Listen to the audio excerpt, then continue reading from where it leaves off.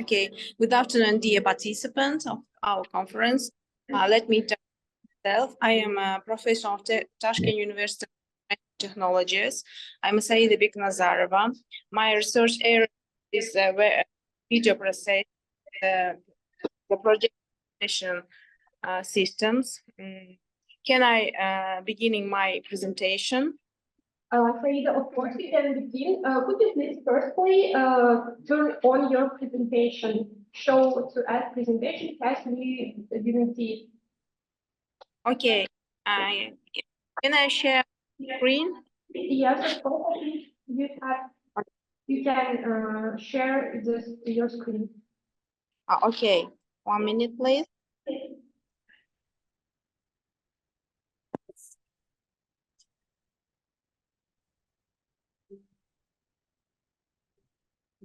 Do you see my presentation?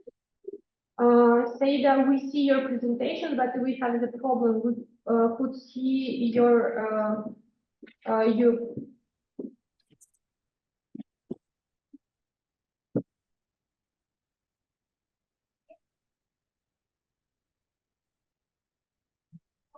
Can you see my presentation? Saida would could see presentation, but the request from IEEE, we should see you and see presentation at the moment. And now? Only your screen. Screen. Okay.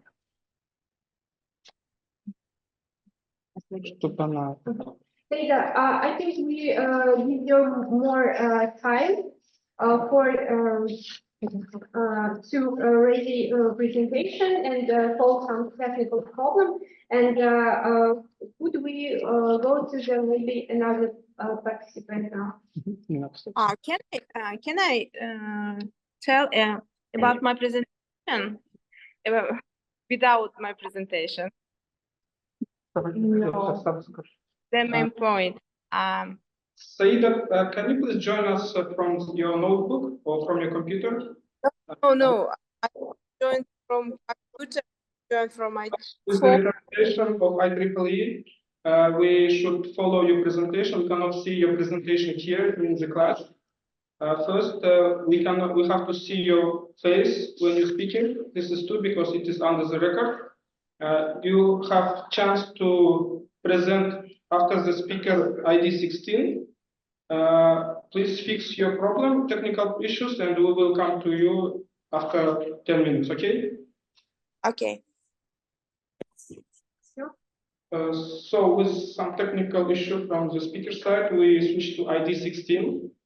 ID 16 is presented by Marjan Husainova, Janat Tolilbekova, Aset Ahmadiyya, Khanshayim Nurmakhanova, Nabi Nabiev, Aizadar Kapasov. So topic is logic sum of NDWI and NDPP PI data for detecting flooded houses, a case of Atbasar Town, 2017. Okay.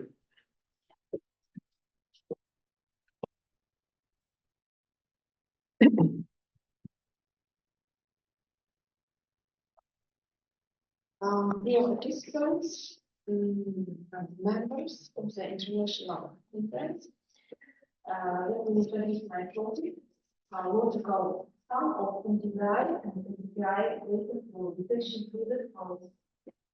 Case of Atbasar Town, 2017. My name is Marjan Husainova. I'm PhD student of Kazakh Technical Research University. My research background is water resource and application of this and remote sensing sensors to detect food areas zone.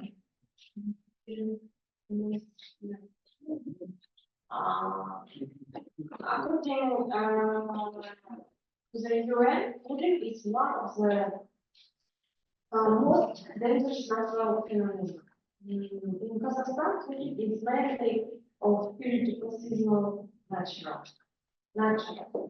That is every stream, depending on the amount of snow, water is collected in rivers and lakes. Rivers show melting, snow melting, and if the volume of snow storage is exceeded, this may lead to the flooding of settlements that are closely located towards rivers and lakes. My study area is Abasal Town. Next, my study area is Abasal Town. And it's near here, region. Near Abasal is flows Jabai River. And every spring is at least Abasal or included by spring flow. Next, this picture one I have extracted from Google Earth. Abasal Town. Next. In research, I used remote sensing from data from Sentinel-2A and Sentinel-8. Next,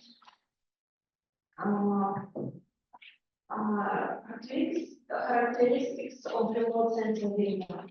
This remote sensing data schemes cover our study area in Abasal Town.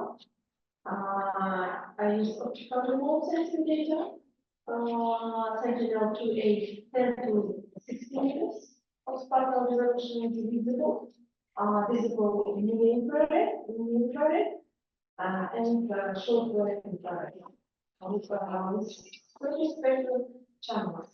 And 108, 15 to 100 meters for the same spectrum. The spectrum their visit time is about 10 and 16 days. Next,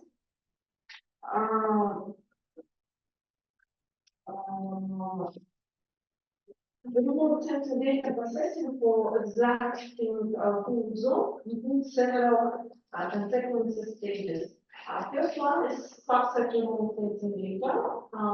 Second, atmospheric correction of optical remote sensing data. Geocoding, and receiving actual resolution. For calculation of water energy projects. Calculation of binary image using the threshold values between length and water body classes. Fusion of the remote sensing data using logical sum, and then definition of fluid causes, buildings, and land with these training. All studies were carried in our university. This is remote sensing data processing algorithm.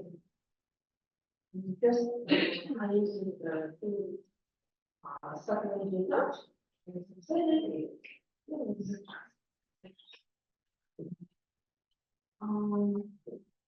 Next.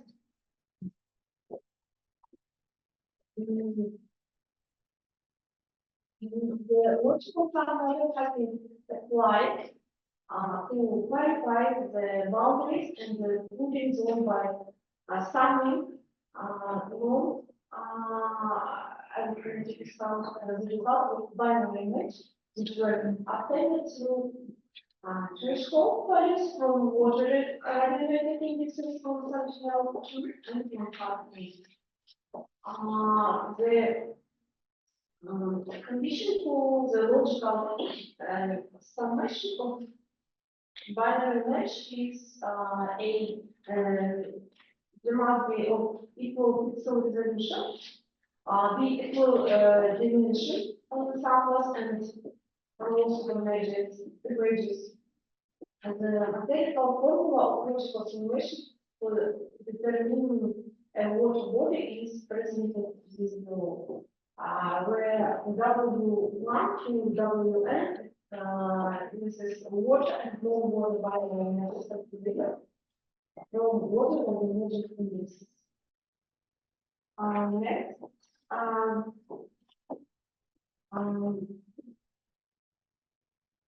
this is what are the radionucleic indices. There are indices through which is possible to determine the water surface, what are the indices.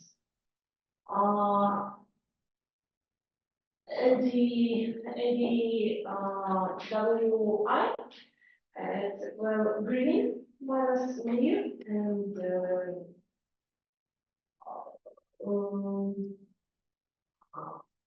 two green plus near. And next, modified NDWI, modified thermodynamic measurements. Differences M and DWI, where green minus WIF, or divided by green plus NWIF. And the last difference for indices. It's less problem. Next.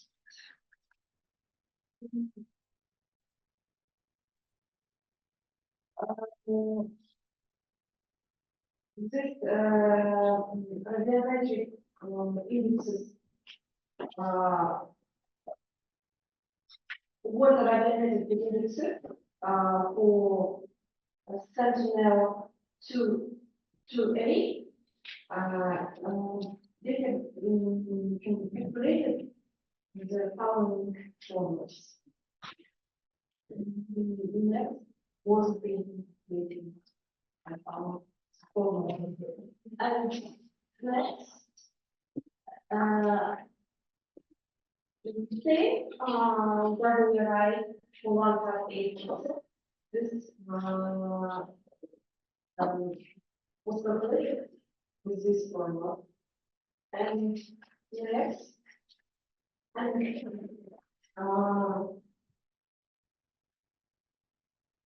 then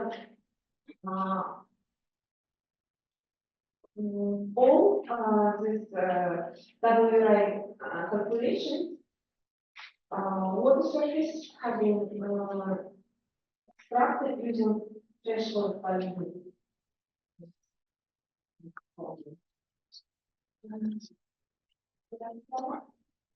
And this is a result of logical communication.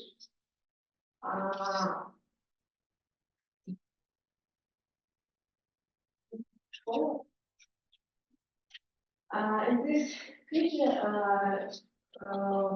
this is binary image, biological simulation, summation, what are the indices from 4 binary images, NDWI and NDTI, or 2 satellite,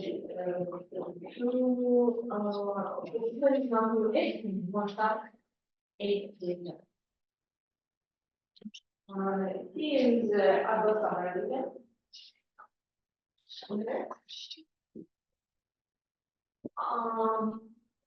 This is result separate imported on this data.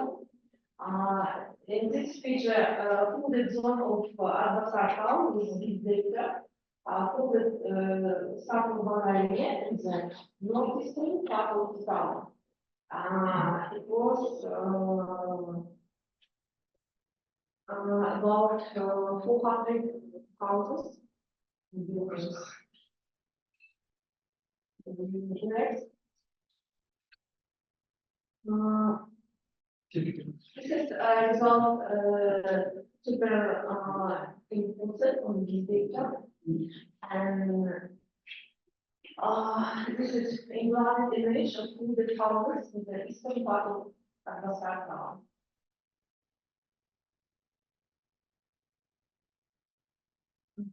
Next. In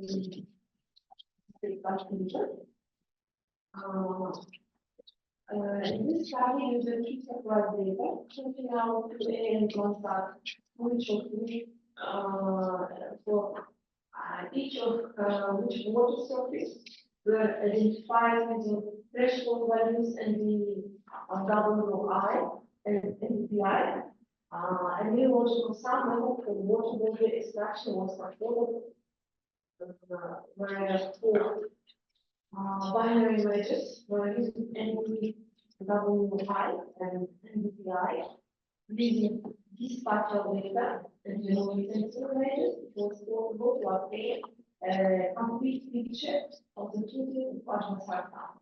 According to this data, it was revealed that about 237 houses were affected by spraying foods. It was found that which with the existing outcome earth removal since the day of 158 and 2028, it is possible to accurately determine the movement of the eastern part of the town of Basar, because the spatial resolution of the image is correct or comparative to the distance between houses or buildings, so we can be identified even this the water level that is above the roofs, houses or buildings. Yeah. Fine. That's all. Thank you. Thank you. Q&A, questions? Yes, thank you for your presentation. I think it is very novel and let's say it's a very it is the problem of this year in the Kazakhstan, especially as we have the last floods. I want to ask, you had 3 different types of data sets, yes? One for each for different wavelengths. I want to ask, have you considered any like accuracy, let's say accuracy comparison for those images, like for those wavelengths? Did they differ or did you use all of them together?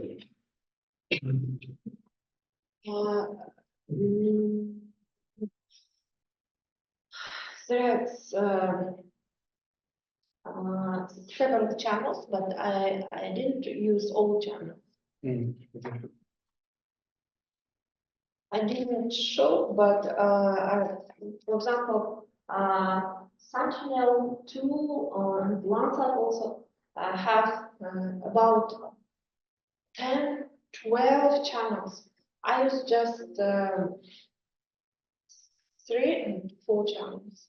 Okay, thank you. Questions? Mark? Thank you for the presentation. Can you please describe what is your research contribution? That it's yes, would be good if for research about economical effect. Economical effect is related to the but research contribution is technology field.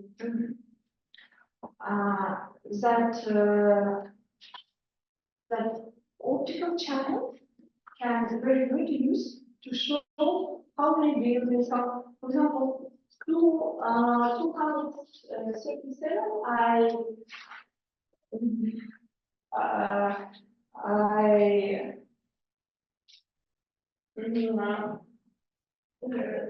Считала, calculate resolution by hand. So never said you need this, right? Yes. So you collected your own views. Yes. That can be research contribution. And from the methodological point of view, you use existing methods. Right? Yes. Все? Окей, thank you. Thank you, Marjan.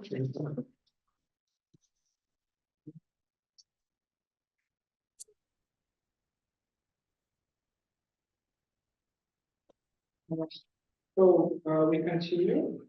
So we will back to the speaker number 1, ID 9. Saida, did you resolve your problem? Okay. Now I'm trying. If all possible. 1 minute, please.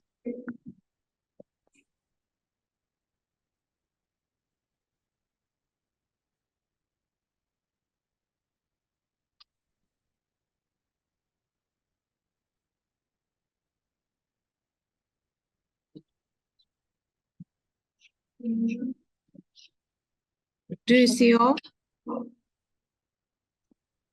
Yes, I see.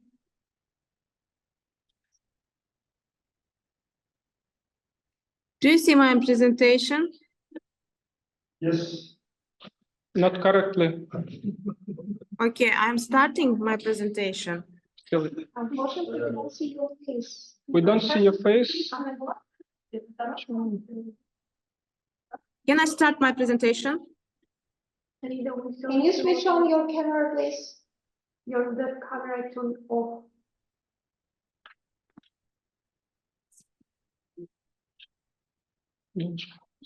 Are you hear me? Do maybe- you start?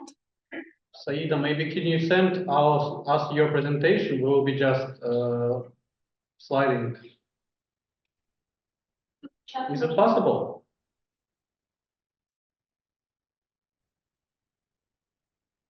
She's also can free to present present. Yet we have to see her face during the presentation. The request from IT. I'm trying. А с телефона, кажется, можно? Теперь идем на 34. Okay, let me start my presentation. А кому? Saida, do you hear us? Yes, I hear you. Could you please to share your presentation? I'm sharing my presentation, but Could you please to send the presentation? We will Sure. have to. Now we see don't see your presentation. We need both the presentation and we need to see your face. Oh. It's okay. I think we can share. Okay. yes, this is my presentation.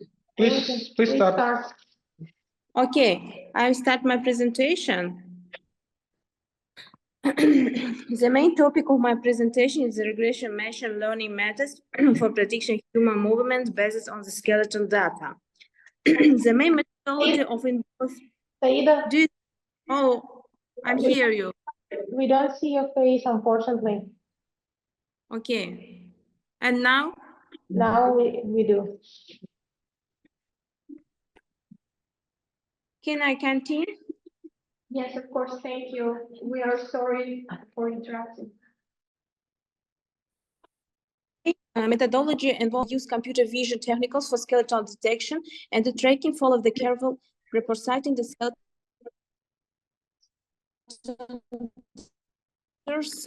This is for the representation key aspects of the skeleton data structure, motions, solve and the inputs to regression the machine learning models. Various algorithms include the linear regression, the support vector machines, the random forest, and the deep neural networks and the employment to learn the intricate the relation between the skeleton features and the corresponding movements. If this can, please go to the next.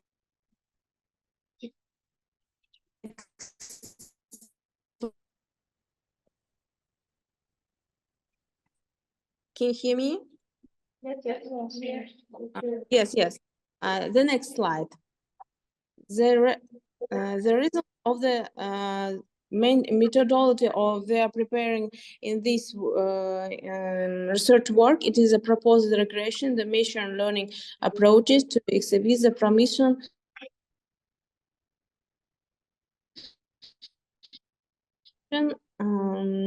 to article to discuss the strengths and the limits of different algorithms to highlight their applicability in the various contents.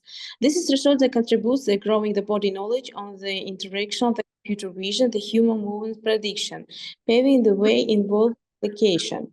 In the next slide, I want to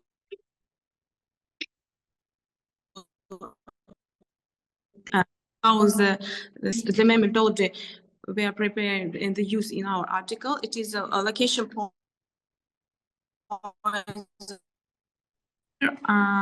Searching the means of the human figure in the image and the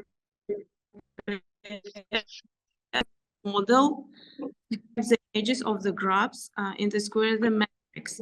Matrix where is which you are seeing in this slide. Elements of the value function for the form and the function where to see. Please next slide. The mathematical model of the human movement you can see in this slide. The reference points model, the column in the vector P with the coordinates of the reference points, the P1, P2, and others. Where the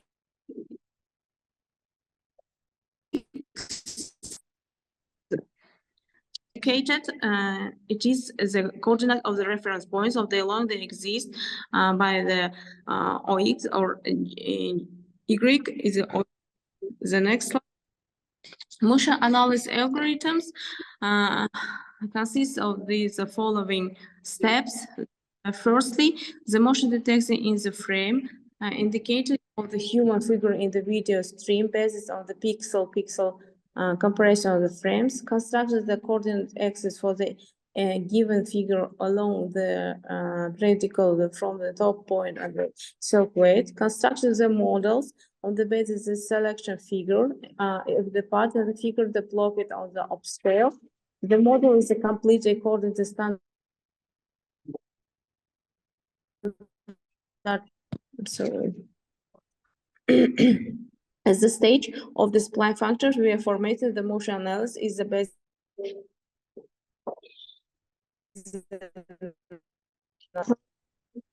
Changes over the time. If the value is different from the reference ones, the behavior is defined as deviant.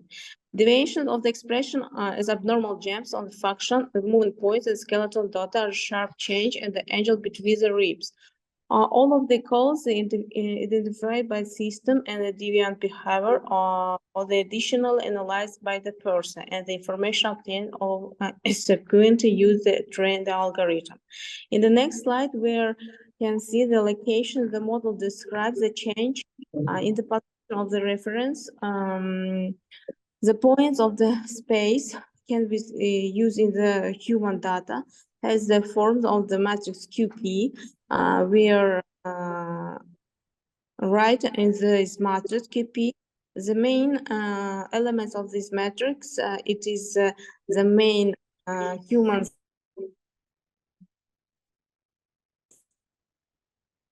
data, where this data and where future prognosis is the human data.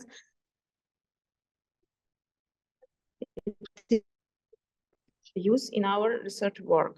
Okay, this is all.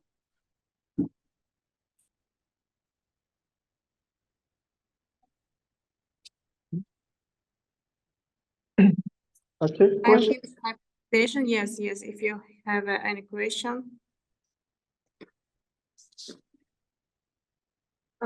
Yes, of course, maybe someone wants Questions from auditory online?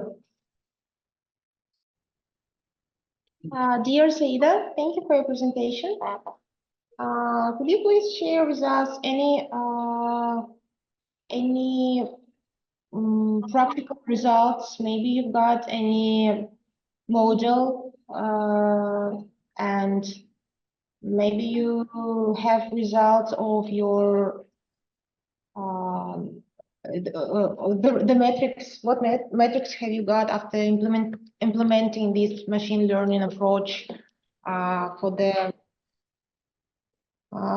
predicting human movements, like accuracy? I don't know, F1. I'm understanding your. Yeah. I'm understanding your question.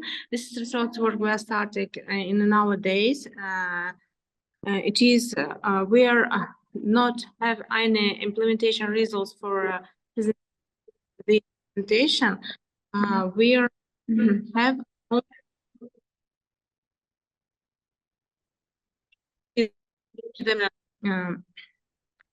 Mhm, in this presentation, yeah. mhm. Okay, in this case, one more time, what is your like scientific novelty in this project?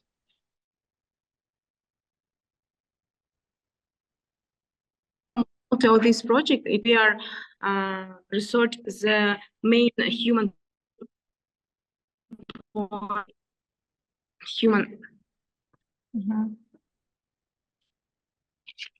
1 minute, please. In the moon section, we are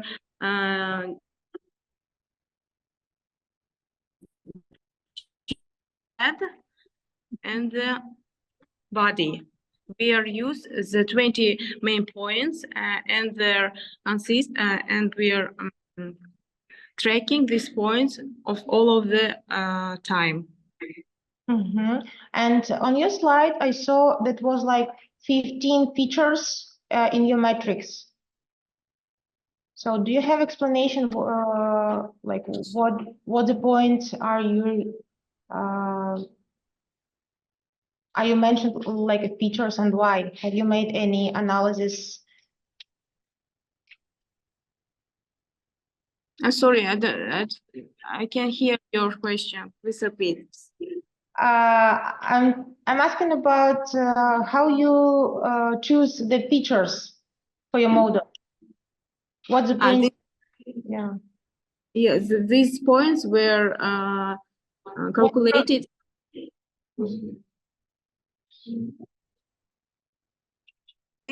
The base and in the body of the human. And how you okay. Okay, thank you. Thank you, Saida. Okay, thank you. We are moving to the next speaker.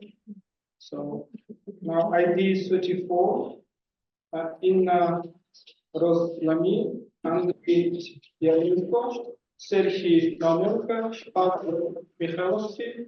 The topic is cloud computing and data security, the role of encryption in information protection. Okay, please. Good afternoon, and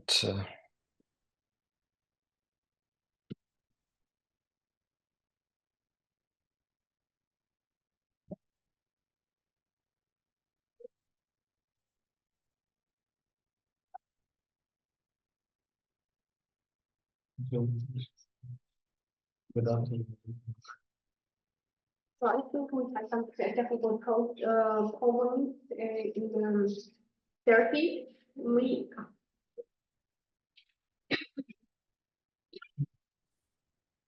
sorry, had some problem with my laptop.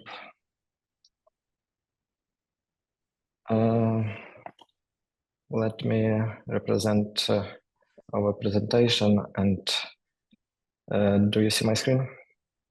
Yes, we see your screen. Okay.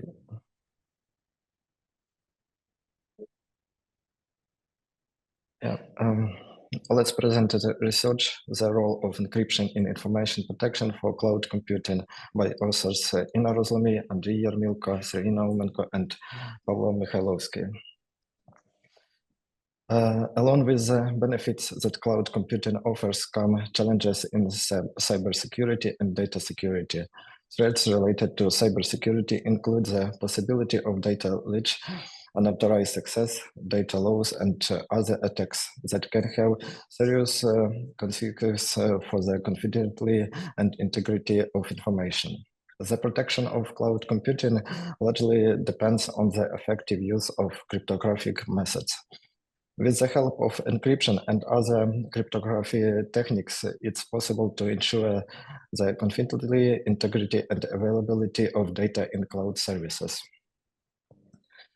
The goal of research is to investigate modern encryption algorithms in the context of cloud architectural components, identify security issues and risks, and to consider new cryptographic solutions that have the potential to reduce vulnerabilities in the cloud and provide the highest level of information protection. The value of security in cloud computing is determined by several key aspects: data confidentiality, data integrity, availability of services, authentication and authorization, monitoring and detection of threats, identity and access management.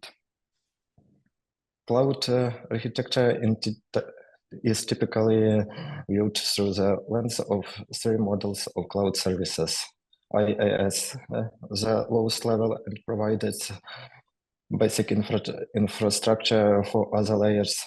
PaaS, the middle layer, providing an environment for users to develop and deploy applications. And as SaaS, the top level, where ready-made applications are offered as services for use. Cloud communication can be divided into two main categories: external, which occurs between clients and the cloud, and internal, which encompasses communication within the cloud. External cloud communication is similar or regular internet communication and also faces challenges typical of internet interaction.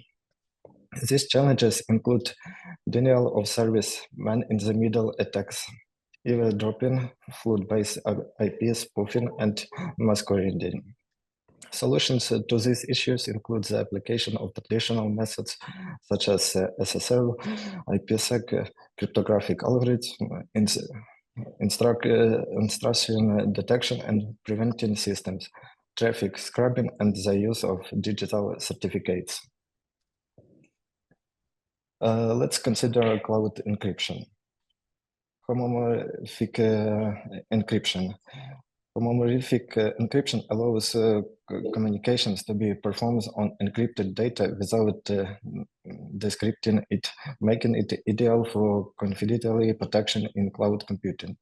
The client encrypts the input data using the public key, as shown in the slide. Also, below on the slide is presented how homomorphic addition is performed on the server and how the client decrypts the result using a private key.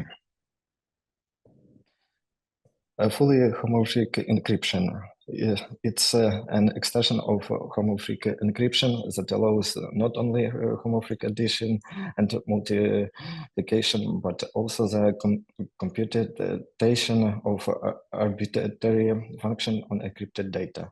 This is highly significant in cloud computing, as it enables the execution of more complex operations while preserving the confidentiality of data. Zero knowledge proofs. In cloud computing, zero knowledge proofs are proposed to be used for confirming the corrections of operations or computations without disclosing confidential data. Zero knowledge proofs in cloud computing are used to ensure the security and confidentiality of data while still allowing for the verification of computed corrections.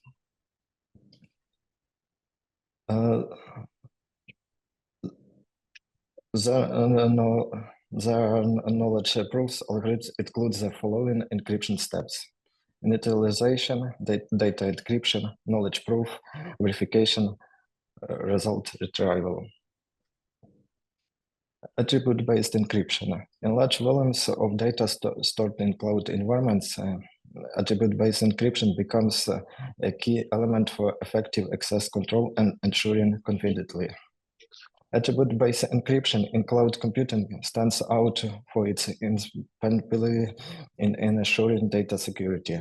It enables the creation of flexible access policies based on user attributes, ensuring effective access control and preservation of confidentiality for large volumes of data.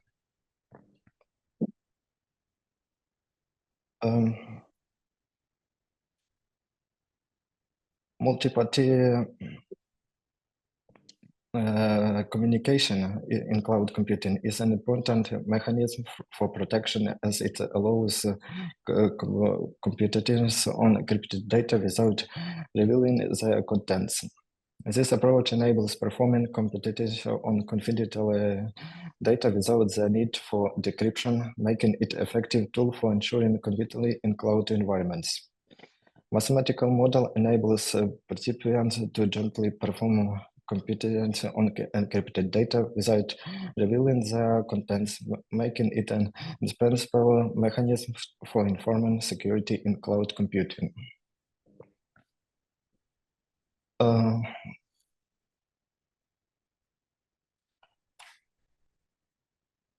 The analysis of homomorphic encryption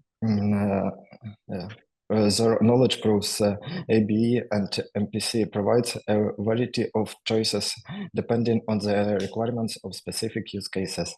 Fully homomorphic encryption impresses with its universality but requires significant computing resources, while the combination of zero knowledge proofs and ABE can ensure effective access control and conveniently.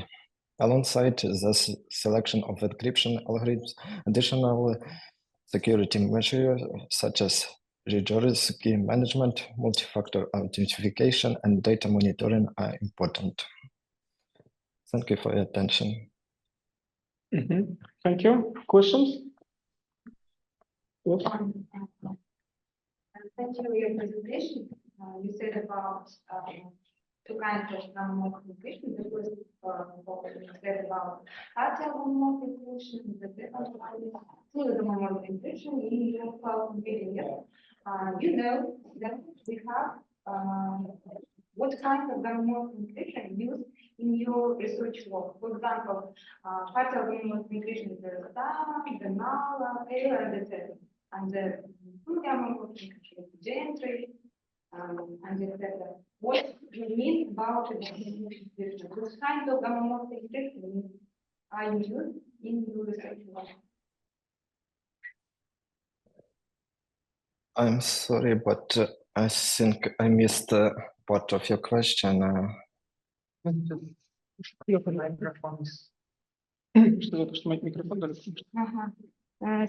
presentation. You said about two kinds of homomorphic encryption. The first is partial homomorphic encryption. The second of full homomorphic encryption. You mean in what kind of homomorphic encryption you use in your research work about cloud computing? Thank you. Yeah, thank you for your question. So we used homomorphic encryption in our research. Unfortunately, I can't show our calculation. We wrote the code to test different encryptions, and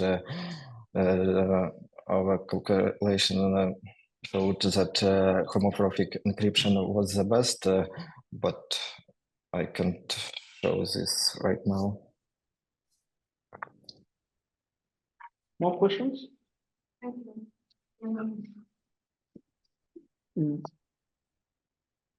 Okay, question from me. So in conclusion, you said there is analysis, and so how you came to this analysis? So what, how did you prove to make this kind of conclusion? Did you make some experimental or modeling researches?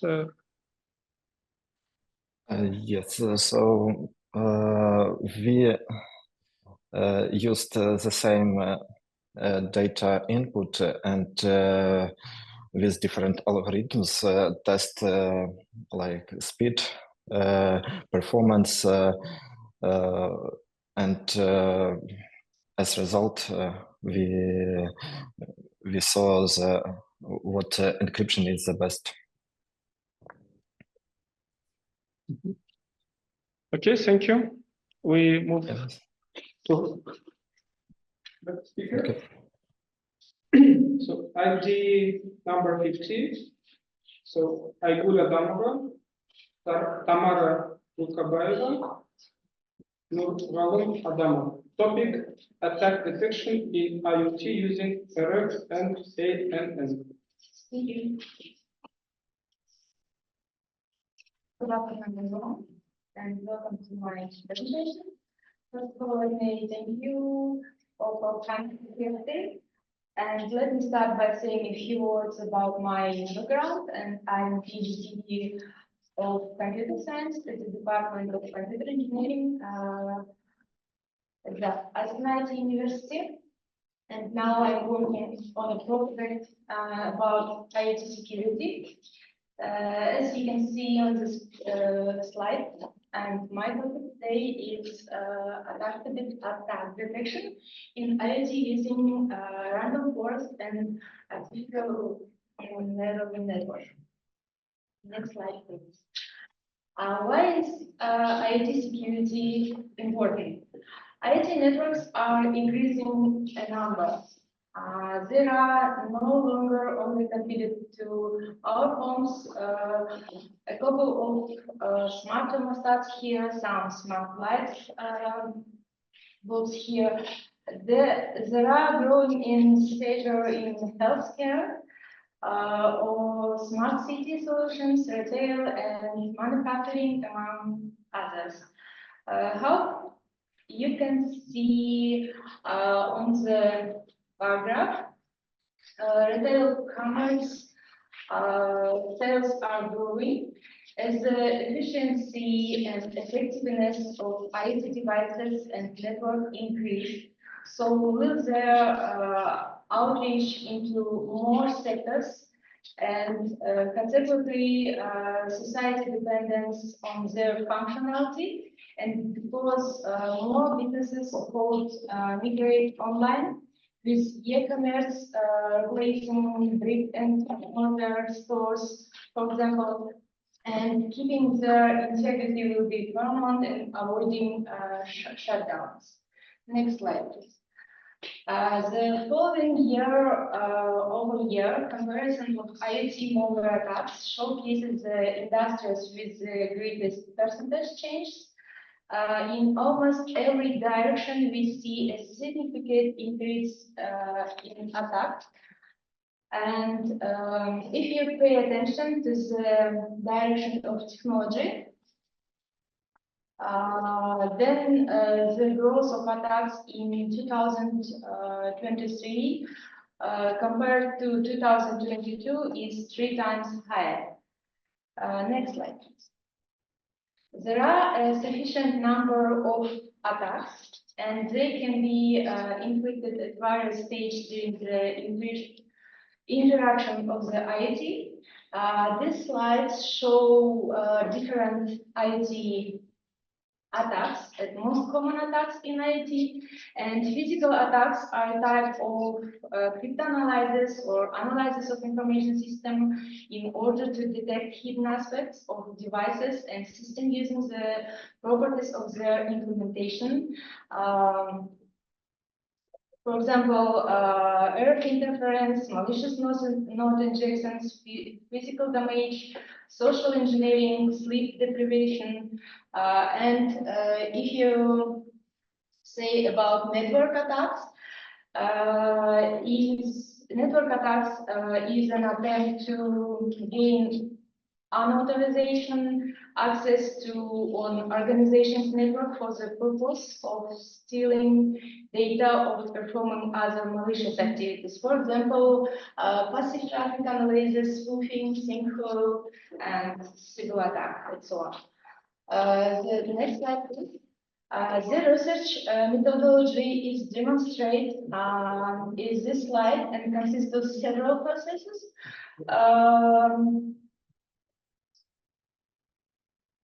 Such as data collection, we get out some information from different sensors, and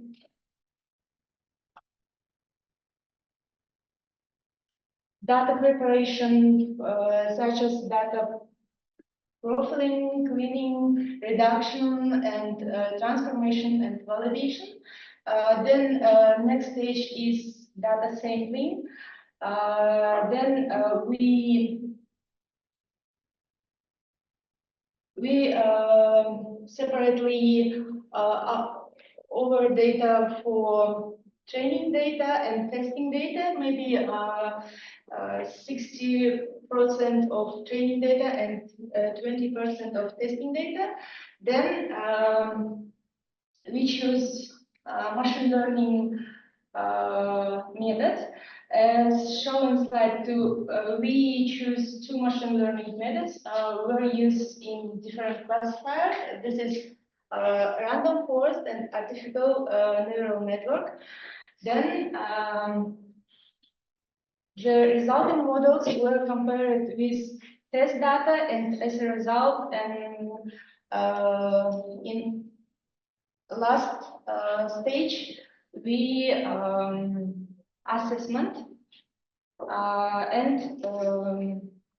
assessment was made using the accuracy and precision methods. Next slide, please. Next, I will focus on the random forest method based on data classification to determine the location of nodes. Random forest is a widely used machine learning algorithm which combines the output of multiple decision trees to reach some single result. Its flexibility have fluid adaptation as it handles both classification and regression problems. Next slide, please. And next slide demonstrates artificial neural networks method. ANN are algorithms based on brain function and are used to model complicated patterns and forecast issue. The ANN is a deep learning method that arose from the concept of the human brain biological neural network. The development of ANN was a result of an attempt to replicate the working of the human brain. Next slide, please. Yes.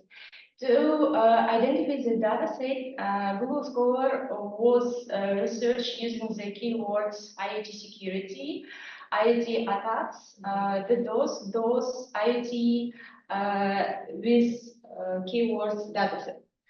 Then, for the last 3 years, particular attention was paid to datasets of research groups that are aimed at improving the security system in the interaction on the Internet of Things. And this table shows the existing datasets that are used to test machine learning methods. All datasets is open access. Next slide, please. And we choose KNX datasets. The open datasets KNX was used as datasets with realistic data from various data sources such as IoT and IoT, industrial IoT sensors. The datasets consist of 210,471 samples and 10 features. The dataset consists of normal data and different attacks and contains 7 classes which were classified. Then next slide, please. In summary, we have yes, we have looked at attack detection in IoT using RF and ANN, and random forest methods is best than ANN methods. Thank you for your attention. Thank you. Questions? Yes, I have one question. Thank you for your presentation. I would like to know, have you researched any other type of machine learning algorithms for the attack detection? Thank you for your question. Yes, During my project, I researched different machine learning methods, such as CVM, supported functions, XGBoost, linear regressions, naive Bayes methods, and so on. I find out in best methods for detection of IoT attacks. Could you please to move to the slide with feature with data sets? That Could you please tell me what kind of features the one more? Could you please tell me what features have you choose for your model training? You mentioned 10 features. I saw. What, Yes. what exactly? What exactly sensors you've monitored? Yes, different features, maybe traffic data and time and different sensors data, temperature, and humidity, and so on. So your model predict an Attack, network attack. yes. Thank you. More questions? I have one question. Because of all level of market information, for example, encryption can be taken, let's say, attack from the software. My question is, how do you work with the encryption?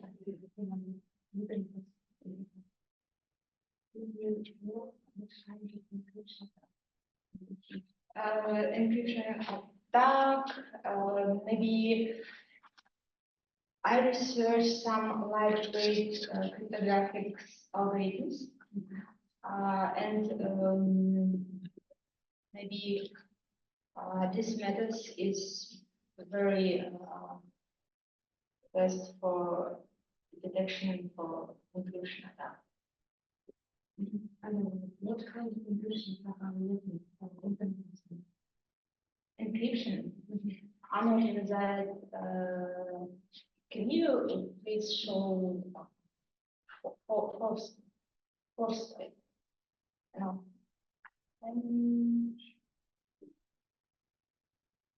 Еще.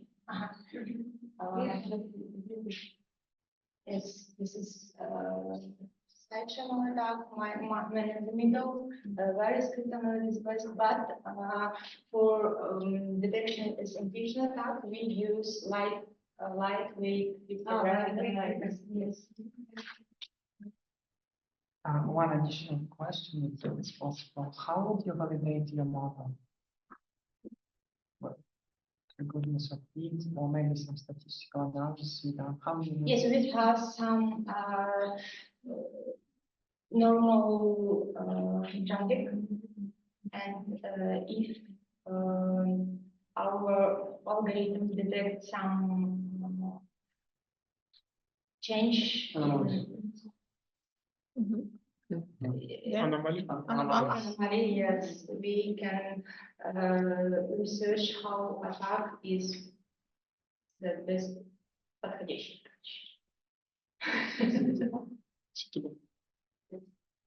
But without statistical analysis, right? Statistical, Like cross correlation or autocorrelation with the ridiculous. maybe classifier. Okay, thanks. If you have any question, maybe I can see our. Yes, yes. Yes, thank you very much. Thank you for your Thank you. attention. So we noticed. So for notice at 4 p.m. we will have a coffee break, okay, and then in 20 minutes.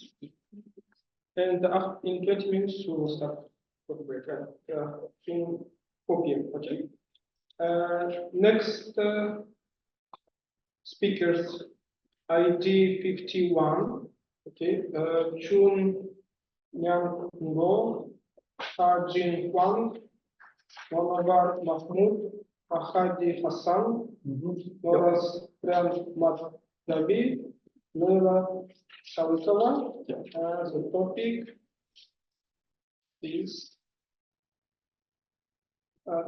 developing intelligent supply chain systems, adopting lean and agile attributes for construction projects in Malaysia. Okay, and some technical issues. So 1 minute, and then you can continue. Thank you. While you're waiting, I can try to save time.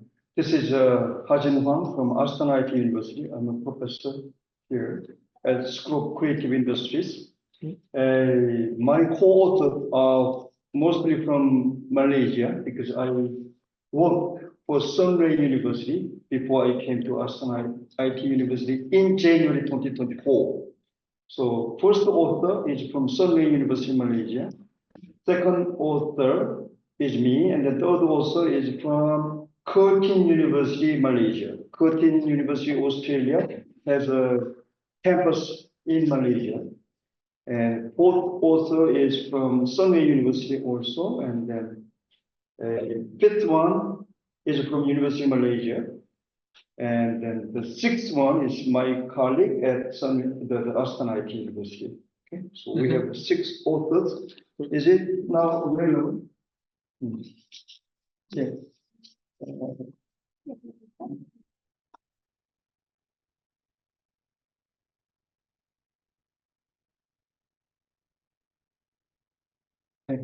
Dear chairs and then audiences, my great pleasure to make a presentation at IEEE SISD 2024 International Conference. Our topic is developing intelligent supply chain system, adopting lean and agile attributes for construction project in Malaysia. Lean and agile attributes are really important part of Project Management Institute PMI framework. And yeah, next please. All right, so we have 6 authors. And yeah, okay, next please. As you know, construction industry are facing a lot of different types of demands in terms of very quick and reliable requirements, and then program delivery as well, fast delivery, as well as high level quality, right? And then in addition, we need to pay attention to market volatility and product complexity, depending upon the nature of the construction project that you are dealing with. And then construction firms mainly, normally focus on efficiencies, operational efficiencies, saving, cost and then delivery times and so on, right? So that has been kind of very popular practice in construction industries. Now, so in this research, we try to implement PMI quality consideration, what is called the so-called triple constraint. Okay, so using that, we set up the research framework and then conducted the empirical study. Okay? Yeah, actually, this was a part of master thesis at Sunday University. I was the supervisor, and the first author is the master students who is now the director of construction company. All right. Through the literature review, we have gone through the agile attributes. According to the PMI framework, there are 5: supply chain network, employee empowerment, mass communication, intelligent automation, technology adoption. These are the five very distinct attributes which are related to agile attributes. And then we conducted a pilot study. Throughout the pilot study, we have found that two attributes out of five, supply chain network and then employee empowerment, become valid in relation to our empirical study.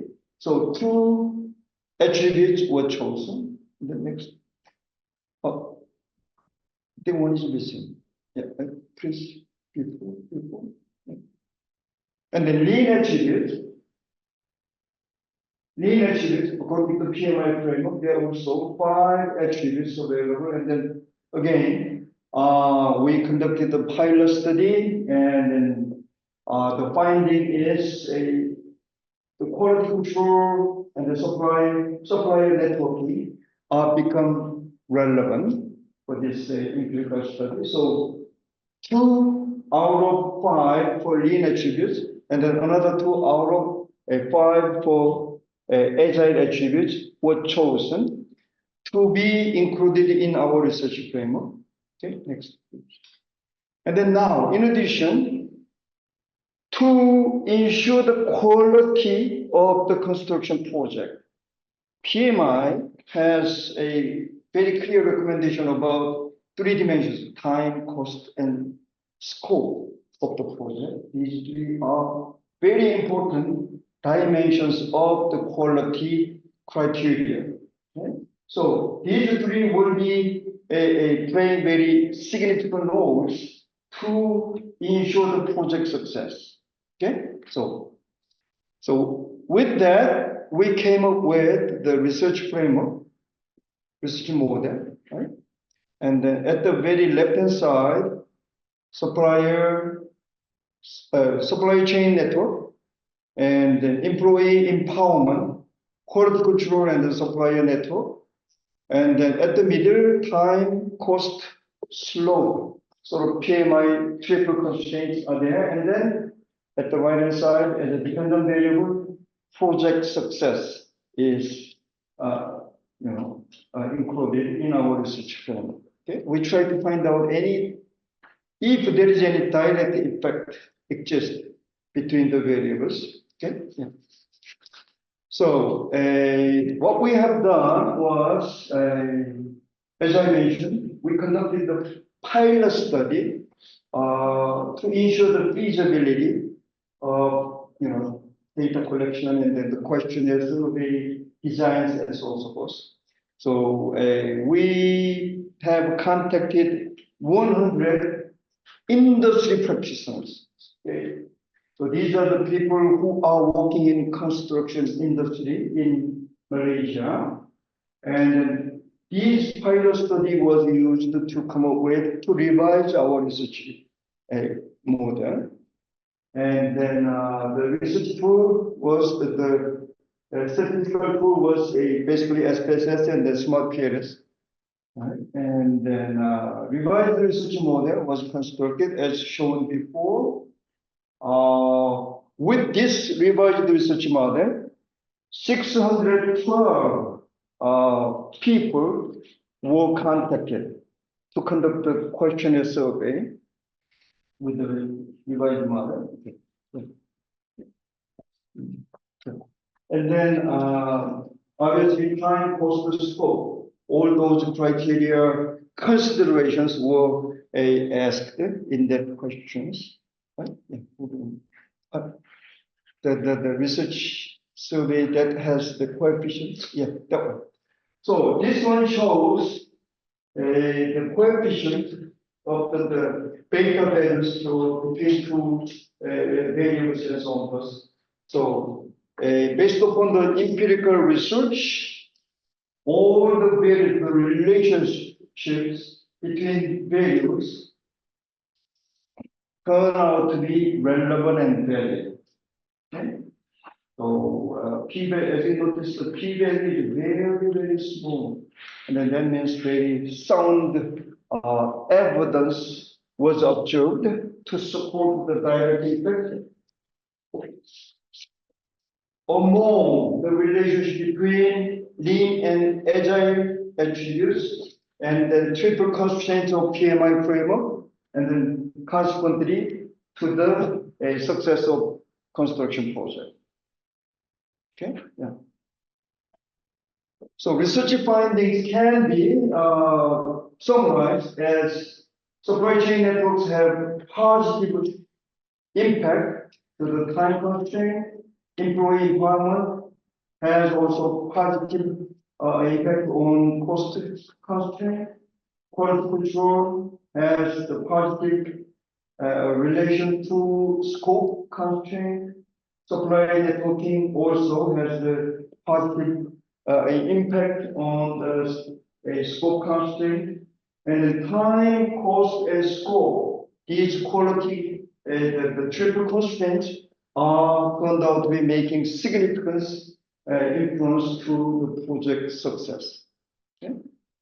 So throughout this empirical study, obviously, if you are eager to maintain your construction project to be successful and maximizing customer satisfaction while meeting all the criteria of, let's say, time, cost, and then scope, and so on, right? So obviously, you can pay attention to these criteria, lean and agile.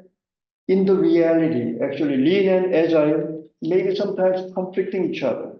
So you need to find out some of those trade-offs. Okay, so you cannot satisfy all the factors which may be conflicting each other simultaneously. So you need to find out somehow very optimize the solution. So I think this empirical study has made very practical contribution to the construction company in Malaysia. Okay, yeah. Thank you. End of my presentation. Questions, please?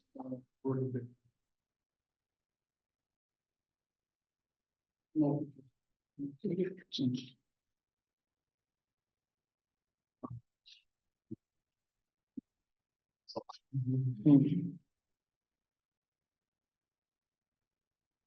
Professor, thank you for the presentation and for your research. Could you please share information what scientific approaches and methods have you implement in this? In terms of data analysis, right? You may be familiar with the smart PLS, right? So after collecting data, smart PLS, the good thing about smart PLS is you just click right, and then it will show all the path coefficient and then the relationships among the important variables. What you need to do is what? To make interpretation of what it means. So first of all, Cronbauer alpha was used to check the reliability, and then heterogeneity, the test also conducted, and then ABE also was conducted. Sort of constructor validity, internal validity was checked. So that's the kind of methodology we use. Okay. And for me, is every time interesting according to the question according to the supply networking. Yeah. So how do you optimize the time of delivery if you have, I don't know, maybe more than 1,000 items for your project? And if you have also some data according to what is already purchased and it's on the way, and what is have to be purchased, and I don't know, was made with production. Yeah. So I think this is a very good question, and then which is really relevant in the industry. So if you think about supply chain, whole supply chain, upstream versus downstream, right? So your company is in between. So suppliers, you get all the raw materials and the suppliers, and then make it your project to get going. And then obviously at the downside, the customers are there. And then now, why? During this supply chain whole stream, you need to pay attention to lean and agile activities. Agile means what? You need to be proactive, and then you need to quickly adopt the change in the requirements and then even the business environment. While agile, the lean requires you to be very, very cost efficient. You need to save money, but customers are asking, maximizing the quality. How can you achieve these two things which may be conflicting each other? While you are saving your budget, cutting the budget, and then you need to maximize the quality of the construction project.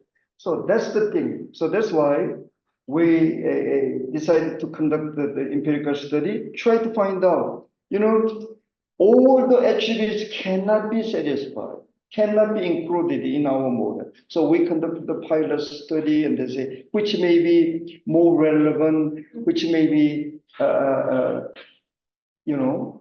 kind of valid to be included in our model as possible. That's the kind of things that we do. Thank you. Yeah. Thank you. Interesting topic, but we have to. Thank you very much.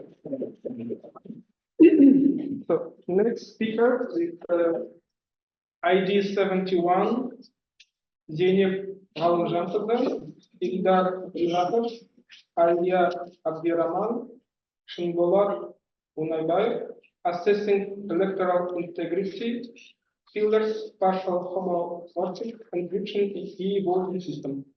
Okay, please.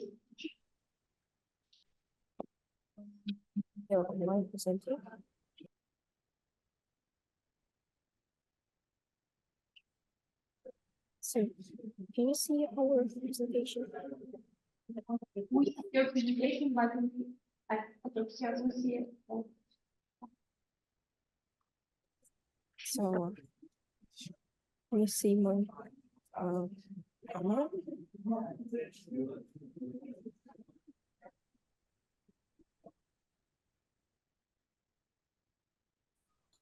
So,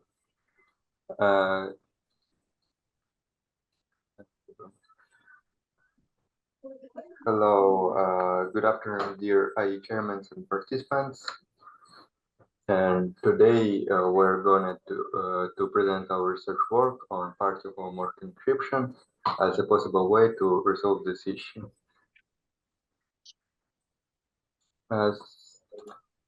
So our research question of the paper is how can speaker, please turn on your camera. Yes.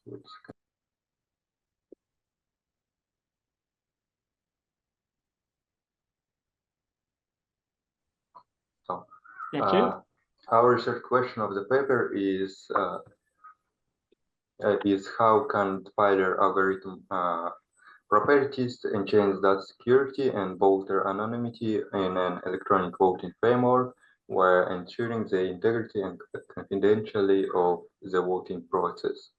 The research objective of our work is to assess the effectiveness and efficiency of the Tyler crypto system in the context of e-voting system.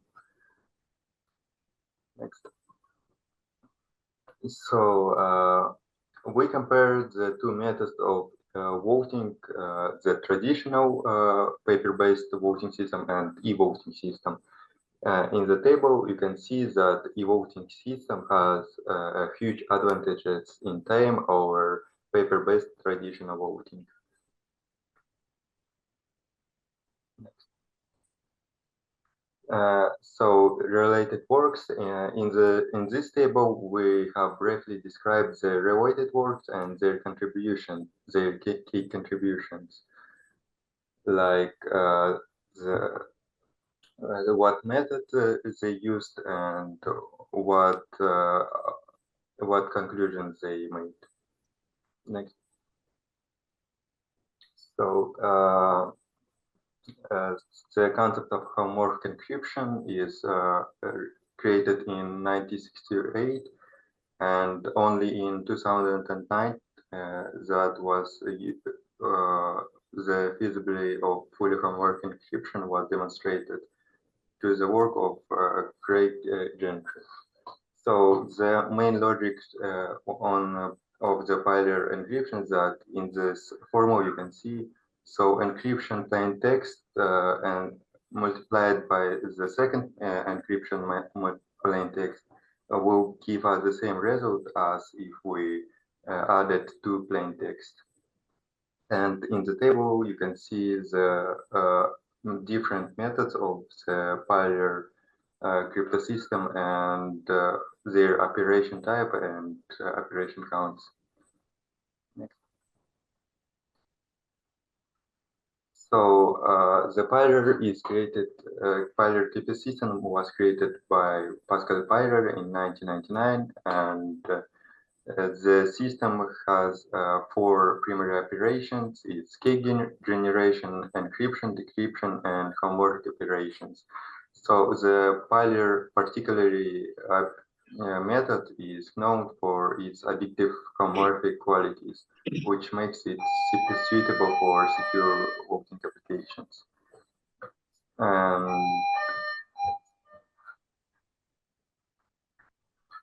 Next. So we decided to make our own scenario with 10 voters and 3 candidates. It's ABC, as you can see on the table. So votes are encrypted using Pylor partial homomorphic. So equation where only one Yes. speaker is allowed. Who registered? Who registered? So please, only one speaker should continue. Registered speaker, please. Okay. Then if we go to the Pylor in e-voting, so here we can see that we made 3 voting simulation for ABC with 10 voters and 3 candidates. So here you can see that the Excuse me, you didn't get so first started Ildar, yes, Rinatov. He should continue the whole presentation. Okay.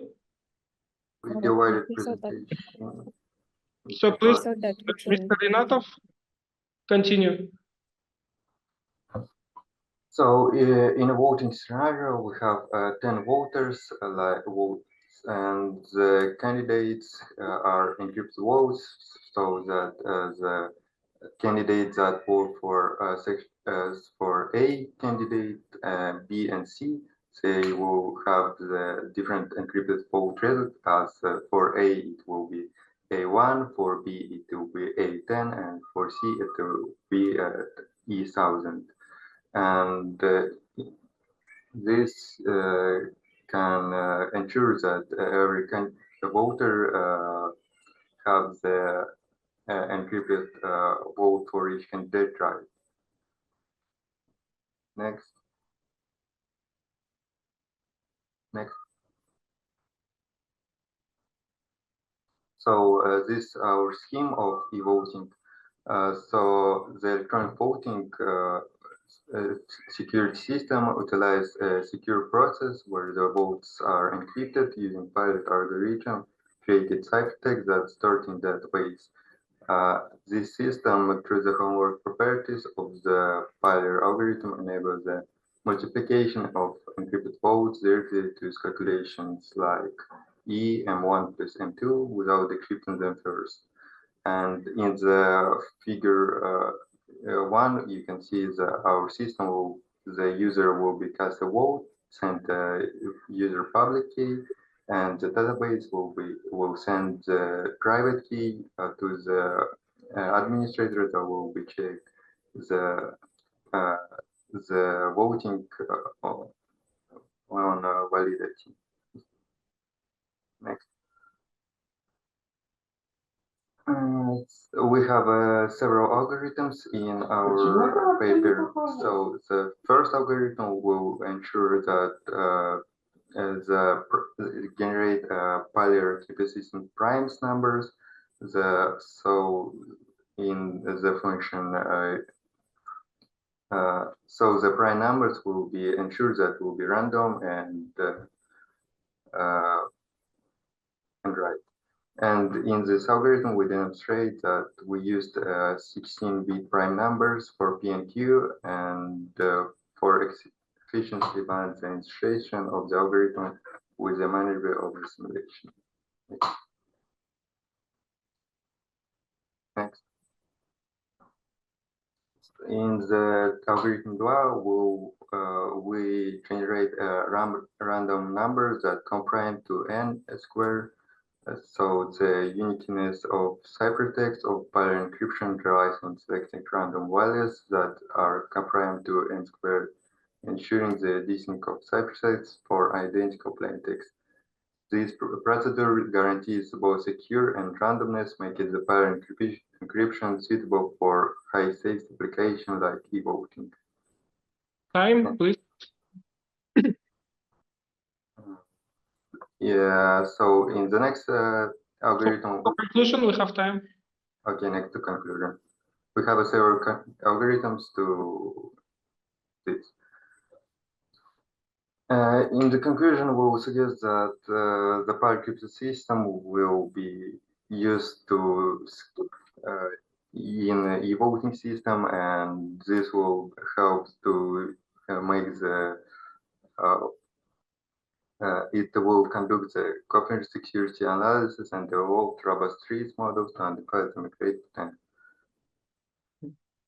And this research introduced an e-voting system that utilizes the parallel algorithm forward features. And that's all. Thank you. Thank you. And question? Yes, could you please refer to MEDIS?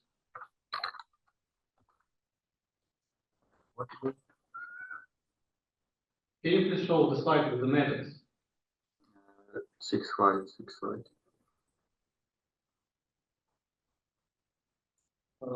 No, later. This methods? Yes. Could you please describe what have you, let's say, why are those, what does this equality mean? How did you achieve it? What does the formula mean or table? No, I mean the equation that you put. What again? Equations that you put on the slide. Equations that mean that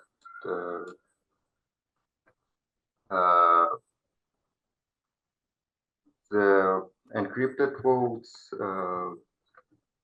of plaintext 1 and plaintext 2 will give us the same result as unencrypted votes of plaintext 1 and plaintext 2. Thank you. It's time for break. So we will see you in 16:20. Okay?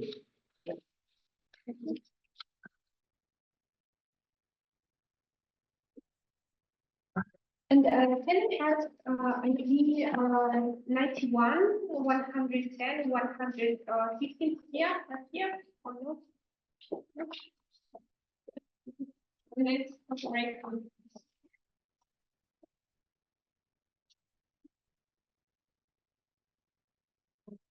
Arya, Sharaf Al-Zubi,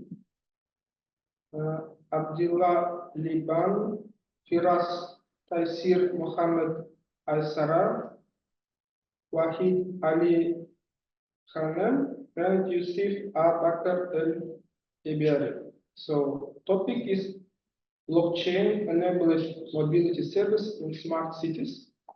So you are welcome, please.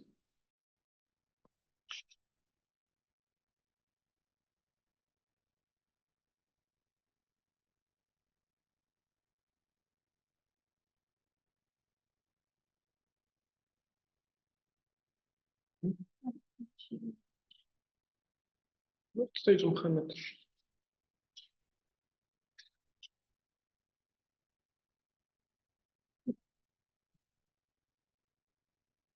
ID 91, someone will represent this here, so please, if not confirming, we go to ID 110.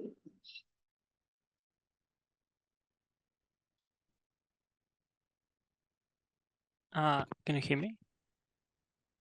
Yeah. Oh, 110, right? Moncalls NL. Wait a sec. Right. So we are not ID 91 not responding, so we go to 110. So Aygerim Altayeva, Nurjan Omarov, Zeynep Momonkulov.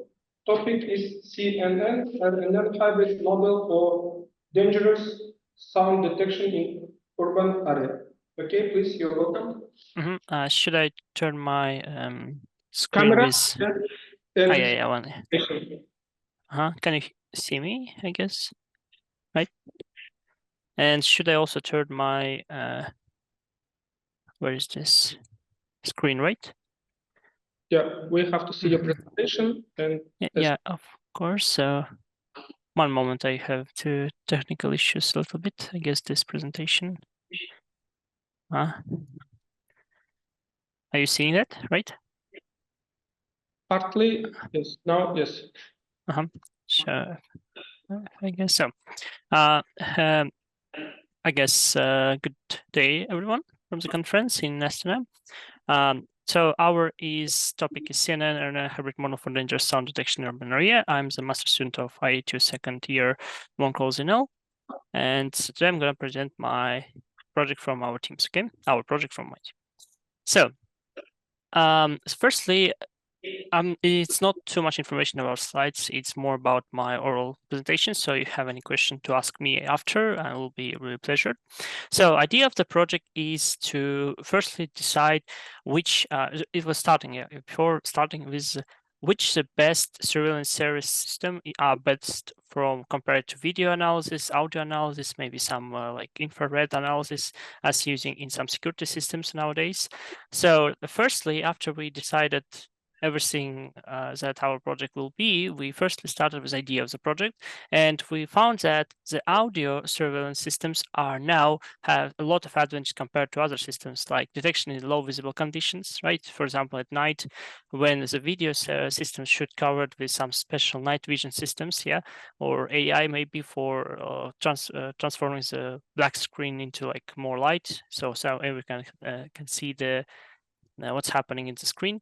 So early detection of the certain events, it means that, for example, if the camera problem, which video surveillance systems has a problem is, for example, video analysis should have a lot of time to proceed. For example, something happened only after like certain time, after police investigation or some persons, right? Oh, sorry. After that, only this,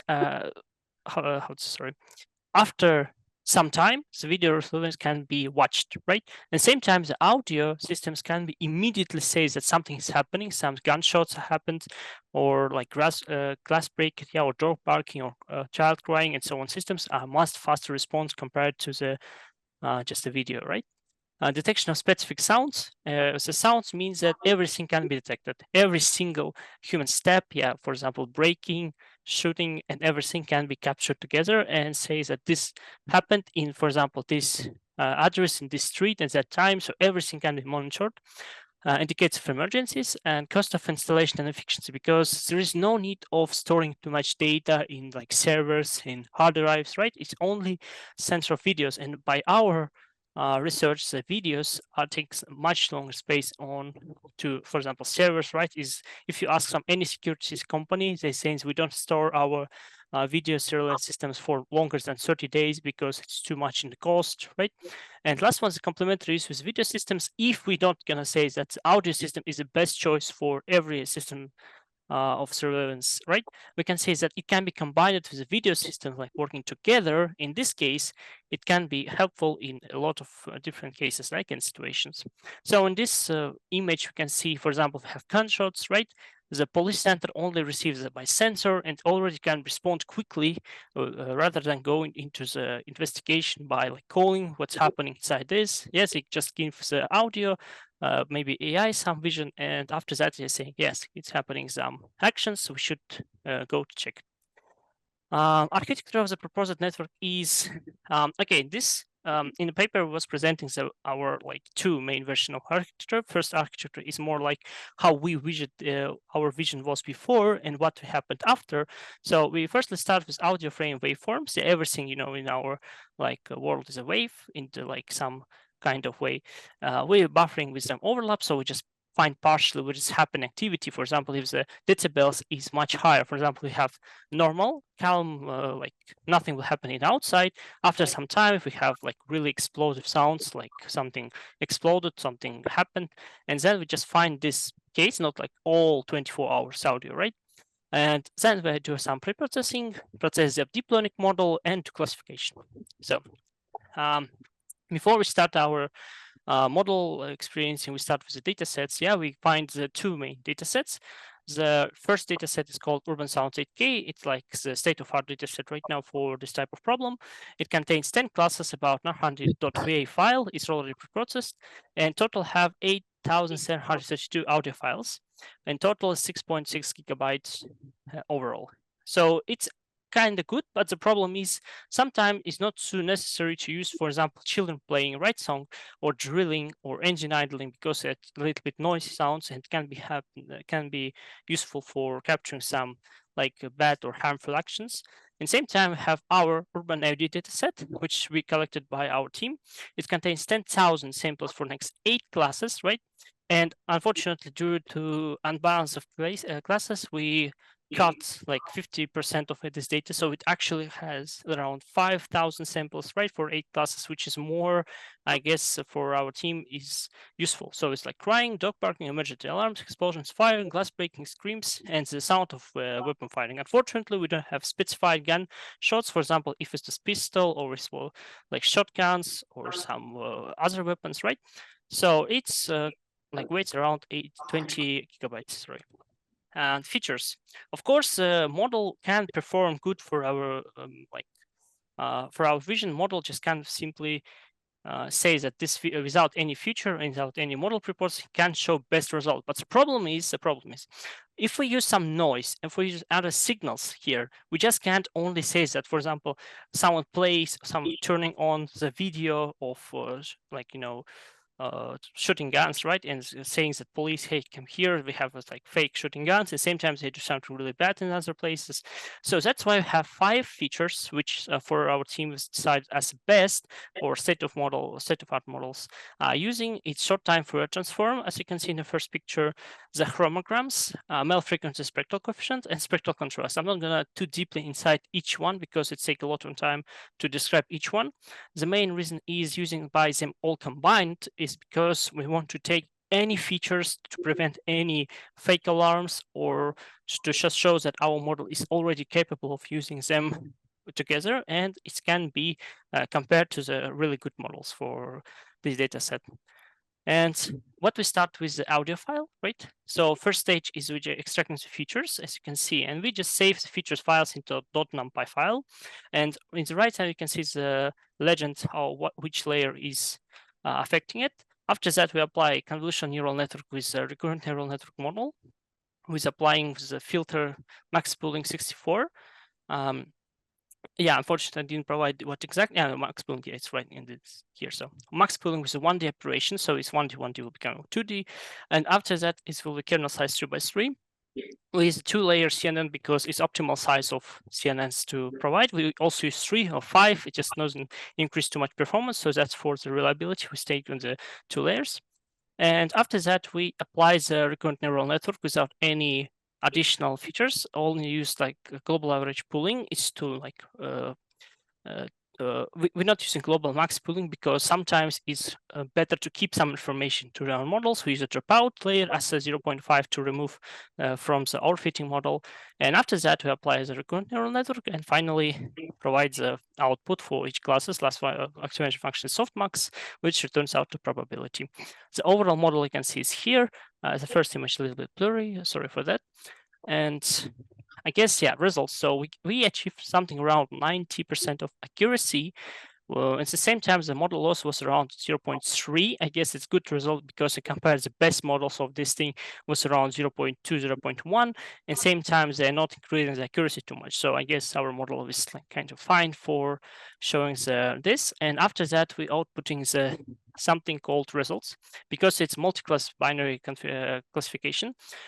It's showed outputs classification for each one of the classes. So the best one was around 95 is crying, yeah, and the worst one is a weapon because we have a lot of types of weapons. So we also discussed to classify each weapon by, for example, this pistol, this is shotgun, this anything, because it's really crucial of classifying exactly. I guess this was a problem.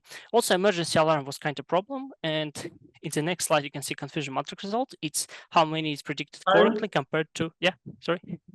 Please finish. Time, sorry. It was last how to say slide. So if you have any questions, yeah, I'm glad to answer. Thank you very much. Question? I bring for the first. Yeah, can I ask you, please, about your how you plan to continue your research, maybe on what will be your next step? So for our continuing of research, we trying to develop the special thing on Arduino, which is unfortunately didn't get in our paper. So the device, it should like contain this model, right? If we're using I/O technology to send the data to the server just respond. And we tried to develop into Arduino Uno board. And it was like some problems with that because Arduino unfortunately can't capture sounds as good as we think. So we're just trying to use ESP32 little motherboard, if I'm not wrong. Controller, it's not motherboard, controller. And we are still trying to figure out how to find the best configuration to work in theory. Nowadays, we have a good model and trying the hardware part, and that's all. One more question. In what way does the CNN-RNN hybrid model improve the detection of the sound, or using CNN or RNN alone? Okay. Now let me see. This is firstly the one big model. So it's first just using CNN to get how to say lower features. The problem of just simply using RNN is like simply overfitting. So we can use, of course, combination of RNN with like additional layers. But why we use a CNN? Because CNN by himself shows good accuracy around 19. But the problem is he can't good configure with emergency alarm and those fire. It's really like failing because fire should take some sequence of sound. That's why CNN is used for taking the low, features that can be useful from the low level, So starting from like really small data that can be not useful, like combined with something alone, right? Just using CNN, but with a recurrent neural network is combined to show how it's like really good compared to this. So it's using by together as one model, answering shortly to your question. I think you understood. If not, I can repeat. Thank you. More questions? Or we'll move to the next speaker. Okay, thank you very much. Thank you, everyone. And I'm just stop my video and. So ID 91 is here. So we want to know if you are here, please let us know. If not, we will move to ID 113.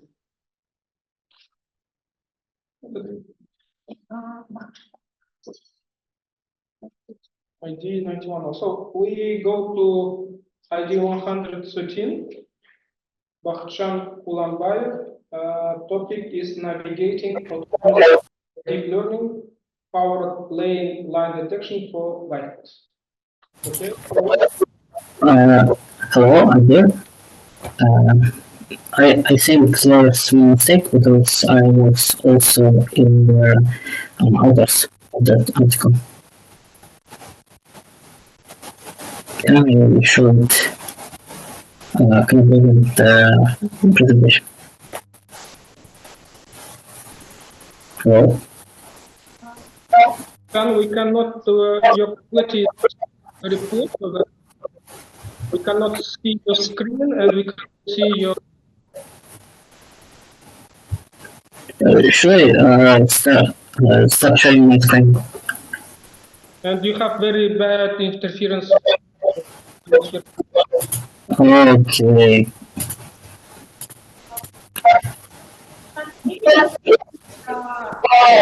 You can have some listen you more I time. will contact you later. Yeah. Later. 10 minutes, yeah, please fix your condition, okay? That was Okay. sound quality issues. We will get back to you. We go to Okay, I will try to fix my internet connection. So we go to the next speaker, ID 115, Aygerim Altayeva. The topic is development of indoor air quality control system using ETNN PID. So you are welcome, please. Please. Not responding.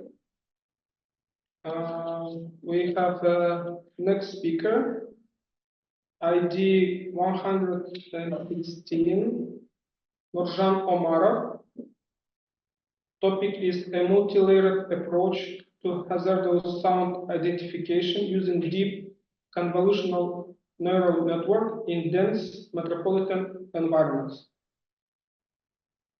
Speakers is here, are you here? No? Okay. Then next speaker is ID 121, Jean Batır, Sharifa Temirgaziyeva, Baurjan Omarov. The topic is development of deep convolutional neural network for raw sign detection. Speakers, are you here?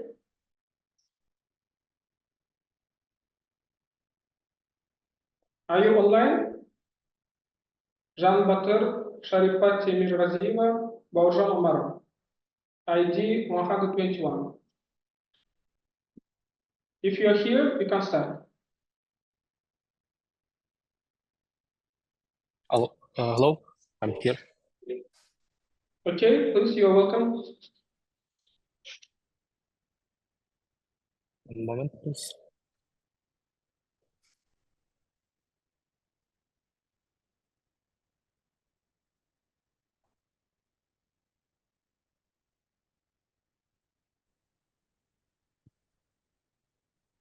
Hello, everyone. My name is Jean Batır, and my topic is development of deep convolutional network for. Jean Batır, please turn on your camera. Yes. Oh, okay. One moment, please.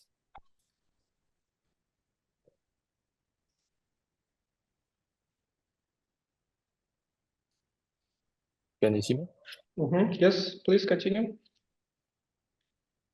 My topic is development of deep convolutional neural network for roadside detection. First, introduction, and our main research topic is development of convolutional neural network for roadside detection. It used for, in currently, in modern times, it used in TSRD or TSR systems, with traffic sign detection and recognition systems used in autonomous vehicles, and it can be used in mobile phones for detecting and recognition of road traffic signs, and using convolutional neural networks, we can using camera or phone or maybe camera in autonomous vehicle, we can use it to detect road sign and recognize it using camera. So for our convolutional neural system, we used GTRSB dataset, which I will be talking next. First, I want to talk about CNNs and why do we use CNNs in road sign detections.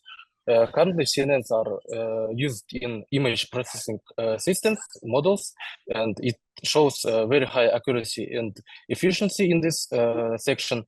So CNNs are used to find the main features in the images, extracting features in images, like edges, textures, shapes, which are crucial for recognizing symbols and numbers on road signs. And CNNs are can maintain high accuracy even under variability in sign appearance, like bad user conditions, maybe bad image quality or bad lightings in images, and it can show a very high efficiency in detecting road signs, while image quality can be bad, or maybe vehicle can be moving and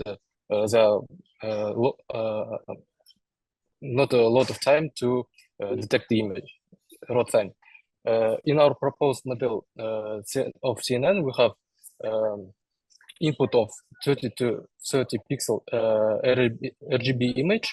It contains 4 convolutional layers, 2 max pooling layers, 2 dropout layers, and 1 flattened layer, contained with 2 dense layers, which gives output of 1 of 43 road sign classes. Here in this image, we can see our CNN architecture. So we can see our firstly we get input of 30 pixel image, which is going to convolutional to the layer with filter of 5 to 5. Then we max pool the image to get to resize this size of the image. Then we drop out to explicit overfitting.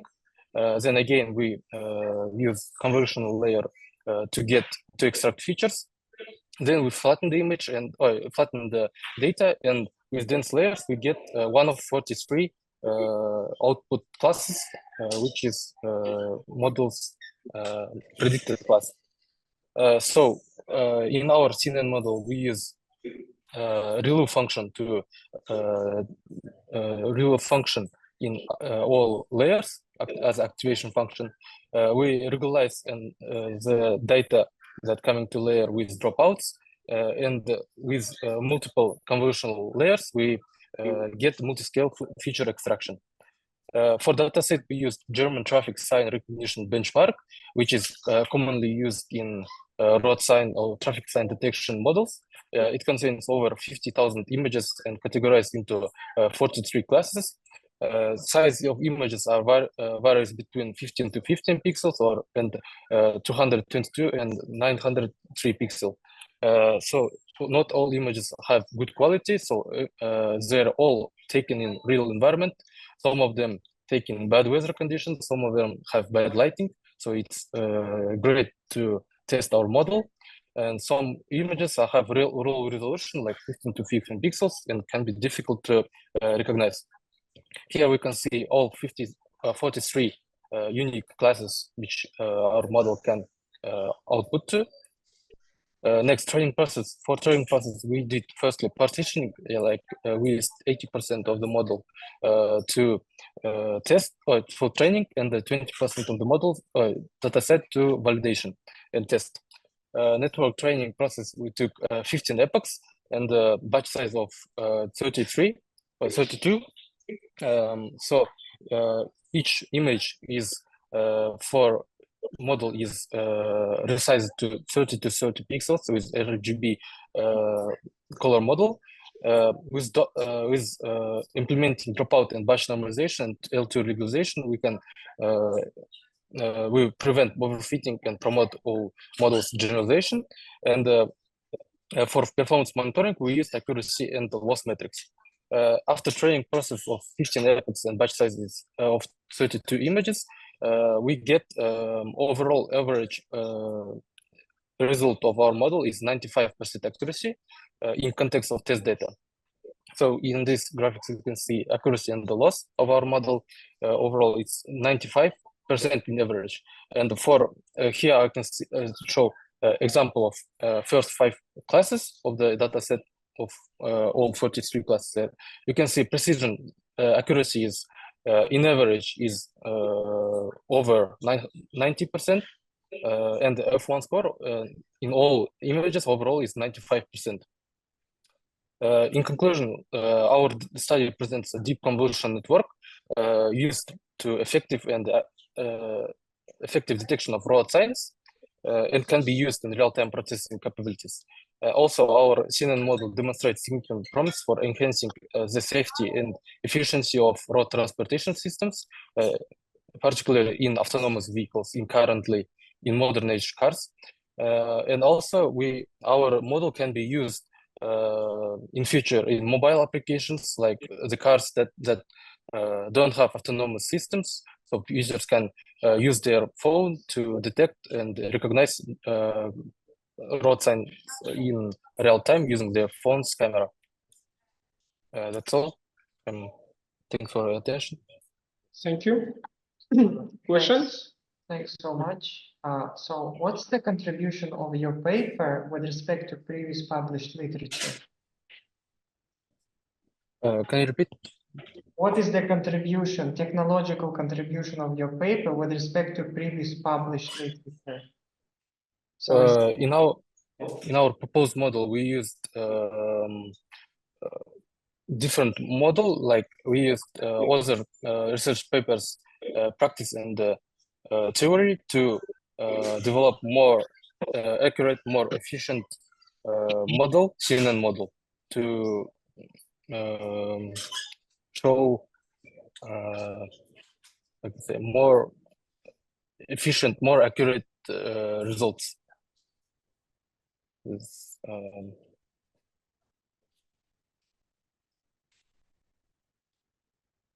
you can say. More questions? No? Okay, thank you. So we go to another speaker. So we have Bakhshan Kulambayev ID 113. Did you resolve your network issues? So can you continue? Hello.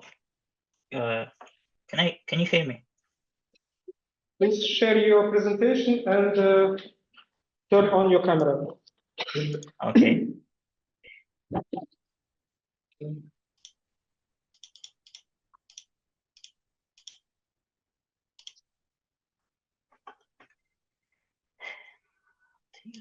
Yes. So, hello.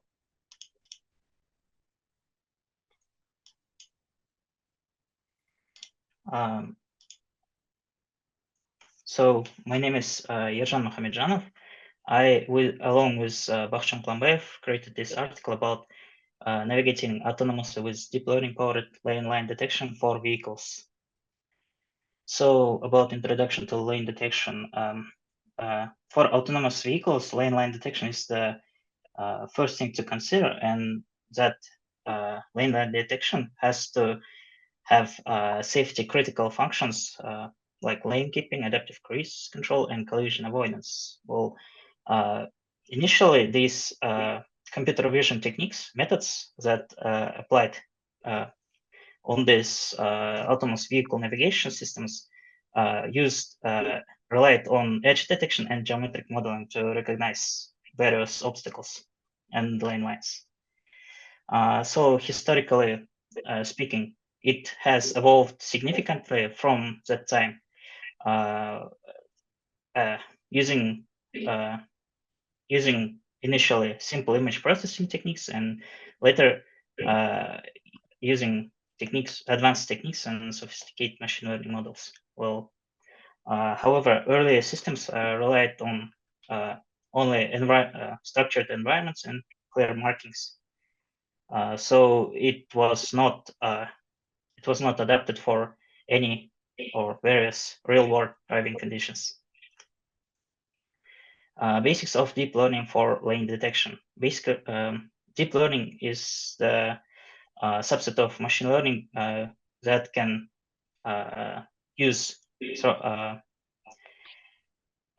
that can be used for this article's main goal, lane detection.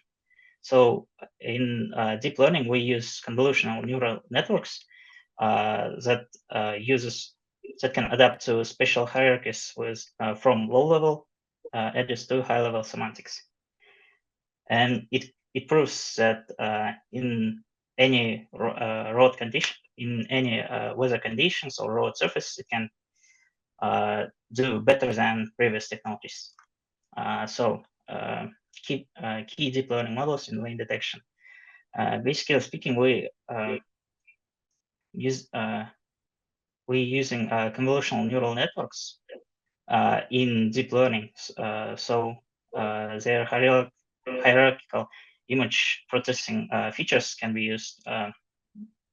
For example, we use VGG, ResNet 50, and ResNet 101 for feature extractions.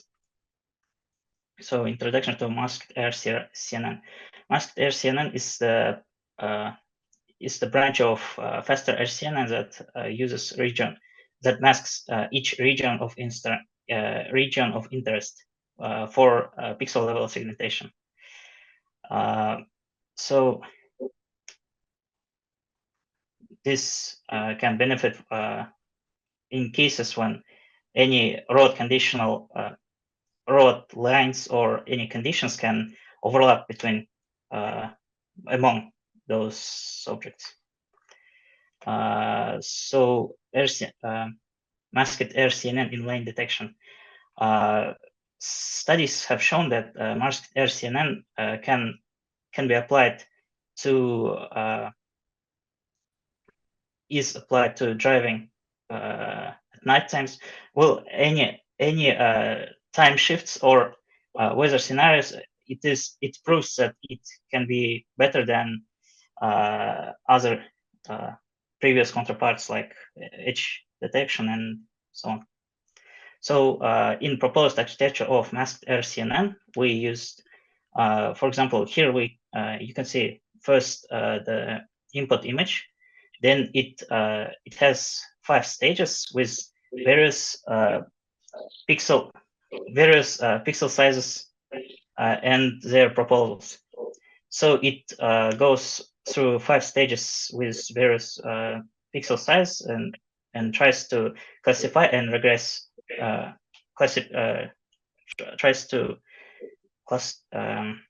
Using classification and regression, tries to create the proposals.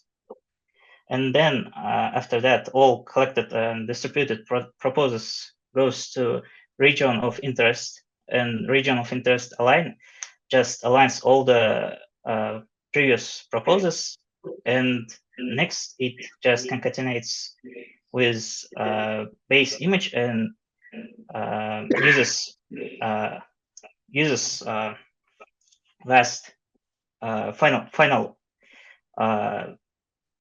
uses final layers, in our case ReLU, to evaluate the classification, regression, and mask. Here is the process of our proposed architecture and lane detection process. Here you can see on the first row initial input images. Then on the second row you can see that how it found out the lanes, and on the third row you can see for clear appearance what objects it found. So proposed masked RCNN results for lane detection. Here you can see the accuracy and validation accuracy in these 2 graphs. Like after 20 epochs, it showed significant. Before the 20 epochs, it showed great learning curve. So each time it learned a lot more, and then after 20 epochs, it started to show us the sign of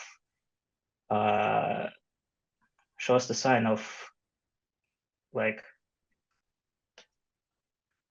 it shows the validation accuracy speaking, and a validation accuracy for 100 epochs showed us nearly 95%, and the loss showed that on the 100 epochs, like about 0.9% value. So after that, challenges in lane detection.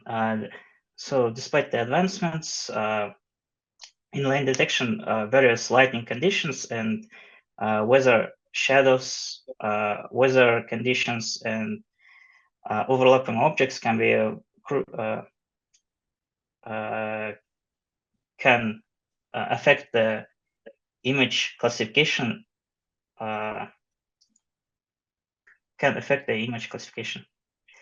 So in the future directions,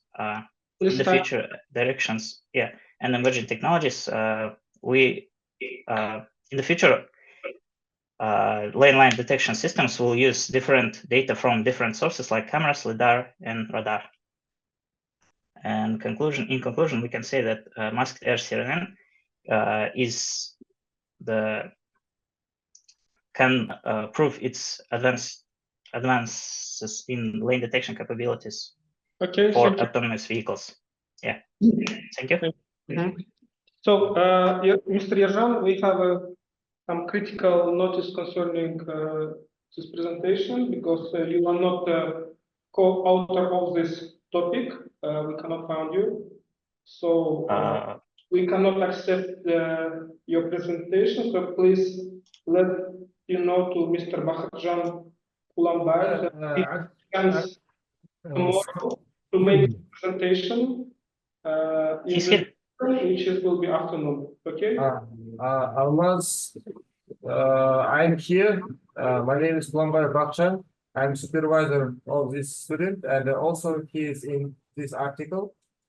But in this program, show just my information, and I misunderstood what is the reason for that.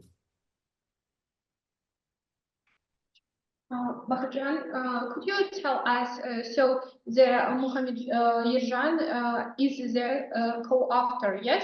Yes, of course, yes. We sent both. And first author is Yerzhan. He's a master student with the university, and I'm supervisor. Thank you for your notice. We check it. Thank you for the. Yeah, of course. And you can write back at how we can come back information from you about solution. I'm really disappointed about this point. Okay, thank you. We have to move to the next speaker. Okay. Okay, thank you. ID 91 is here, so Mr. Mazen Mohamed Farer and his team. If not, we go to ID 115, Aygeri Maltayeva. Not responding. ID 116, Nurjan Omara. Not online, so we go to ID 125. Yes, I'm here. Let me turn my screen. Presenters is Ajar Tursunova, Ayvar Sahipov, Islam Omirzak, Madina Yermagambetova, Alexey Fedenko, Diyar Belgisbayev. The topic is classification of brain strokes in computer tomography images using deep learning. So you're welcome. Okay. Hello, everyone. So let me present our Turn paper. on your camera. I didn't turn on my camera. Let me see. Who is presenting? So please let us know. Islam Omirzak. Can you see my camera right now? Yes. Okay, so let me continue. The topic is classification of brain strokes in computed tomography images utilizing deep learning. And let me first start from introduction. In the realm of medical imaging, particularly in stroke diagnosis using computed tomography scans, the application of convolution neural networks marks a significant evolution towards leveraging artificial intelligence for enhancing diagnostic accuracy and efficiency. And While CNN have been extensively explored in medical image analysis, this paper seeks to advance the field by addressing some of the nuanced challenges associated with stroke classification and offering a comprehensive evaluation of CNN performance in the context. So let me go to the next slide. Sorry. So here we have the data itself. The primary objective of this research is to perform the classification of brain images in commonly used formats such as JPEG or PNG, with a focus on distinguishing between two specific classes, like images depicting strokes and those representing healthy brain states. To facilitate this investigation, we'll leverage publicly accessible data from Kaggle platform, which served as our primary dataset. And in this setup, we used the training category, which consisted from 993 images depicting healthy brain states and 610 images representing cases of strokes. The validation set comprised 240 images portraying healthy brain conditions and 146 images featuring stroke instances. And lastly, the set encompassed 313 healthy brain images and 189 images depicting strokes. So let me go to the next slide. In this slide, you can see the visual representation of the images contained within the dataset, and it is showing a normal state of the brain and the stroke itself. So let me move to the next slide. This is our proposed system. The initial phase of our investigation focuses on image preprocessing, encompassing several essential procedures such as image ingestion, resizing, and data augmentation through the utilization of the image flip technique. So, employing state-of-the-art technologies such as Streamlit and ngrok, we developed a Python-based web application dedicated to a convolutional neural network classification. The system allows users to upload brain images, which are subsequently subjected to classification by the CNN model itself, determining the health status or the presence of stroke pathology. The outcome generated can then be juxtaposed with expert medical diagnosis. So we have input data defined as 200, 201, and the architectural design of CNN model devised for the brain stroke classification is illustrated in this slide. Optimization of this model was achieved using the adaptive moment estimator optimizer, complemented by the binary cross entropy loss function for loss calculation and accuracy symmetrics. The optimizer amalgamates motion accumulation and weight update strategies for conventional features, resulting in enhanced model convergence and performance. And here you can see relation parameters. In the realm of the medical image classification, the evaluation of model performance is of paramount importance, and particularly when dealing with the critical task of classifying brain strokes from computed tomography images. So we use these three formulas, like true positive plus true negative divided by true positive, true negative, false positive, false negative, and so on. And there is a precision and recall itself. So let me move to the next slide. Here you can see the results. It is showing us outcomes derived from employing convolutional neural networks for the classification of brain strokes, employing diverse performance estimation metrics. These metrics encompass accuracy, recall accuracy, F-score, and confusion matrix. It will be on the next slide. And it is showing us the results that our training model yielded supporting outcomes in the initial stage of experimentation. This underscores the significance of sufficient training data and iteratively fine-tuning the model's parameters to attain optimal performance in the classification of brain strokes from medical images. And it is showing us the validation and training loss curves remained consistently below the threshold of 0.6, indicating the model's effective learning and generalization capabilities.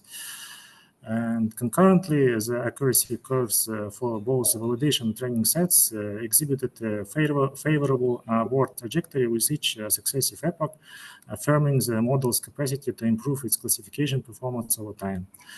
Also, this confusion matrix shows that the model is relatively effective at identifying normal cases. Its performance in accurately detecting stroke cases is less optimal and indicated by a significant number of false negatives.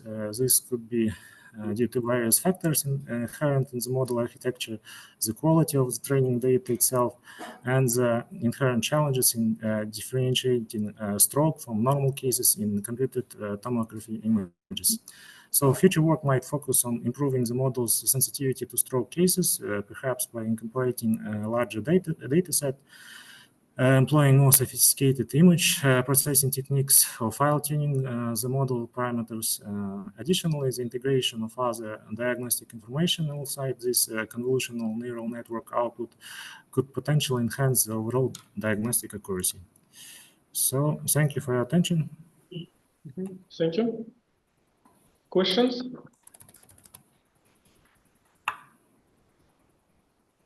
Okay, can you please again repeat what kind of architecture for the deep learning have you used in your model? Let me open the slide. This is our proposed classification model, and it is using Python-based web application. We developed a Python-based web application, and it is using convolution. ADAM optimizer, adaptive moment estimator, and this is our model itself in this figure. Okay, so what made you to proceed with this exact architecture, not the other ones? Because it is efficient and okay, you made efficiency. Sorry for interruption. You mentioned efficiency, right? Yeah. In which way this is more efficient than the other, like the network architectures? It improves not only efficiency and accuracy. For example, if we have the set of images with stroke and normal pictures, it helps us to get faster and more faster and accurate result itself. Basically, if you set more fast and accurate, which means with respect to which other architectures? You mean the comparison? I cannot exactly say right now because I didn't compare it in this article. Okay. If you, for example, other question, if you have some noise in the data, how would you treat it? I'm sorry, I didn't hear the question. For example, you will have some sort of noisy data, right? Yeah. How would you proceed with that problem? You mean like the failed images? We can enhance the quality or make the suggestion is the stroke or normal state of the brain. Okay. More question? Online, offline? No? So thank you very much. We move to next speaker. Next speaker is ID 126. Ajar Tursunova, Ayvar Sahipov, Ersultan Tulebаев, Altanbek Seytenov, Aliya Tajigaliyeva. The topic is enhanced UNet approach for detecting stroke lesions in computed tomography brain scan. So you're welcome, please. Hello. Good afternoon. And who is speaker? Aliya Tashgalieva. Okay, thank you. So good afternoon. I'm honored to be here at this conference. So the topic of our research is enhanced UNET approach for detecting stroke lesions in computed tomography brain scans. So today, the prevailing global problem is considered to be an acute violation of the blood supply to the brain stroke. The most common type worldwide is ischemic stroke. Only in the United States, 87% of all strokes. The most important diagnostic tests for stroke are computed tomography and magnetic resonance imaging, MRI. However, untimely recognition and diagnosis by a specialist can affect the lives of many patients. In recent years, the integration of deep learning, particularly the conventional neural networks like UNET, has revolutionized the medical image analysis. CT and MRI scans offer valuable insights into conditions like ischemic stroke, but the manual analysis is time-consuming and prone to errors. Automating segmentation using deep neural networks can expedite treatment initiation by accurately identifying affected tissue and assessing its volume. So UNET, renowned for its effectiveness in biomedical tasks, requires minimal data to yield impressive results. Our approach utilizes a modified UNET architecture for a stroke 3D lesion segmentation. This network leverages a contracting and expanding pass. So the contracting pass extracts features through repeated convolutions and downsampling, while the decoder pass unsamples and refines features using transposed convolutions. Importantly, the decoder pass merges features from the contracting pass at each level, allowing the precise localization of stroke lesions.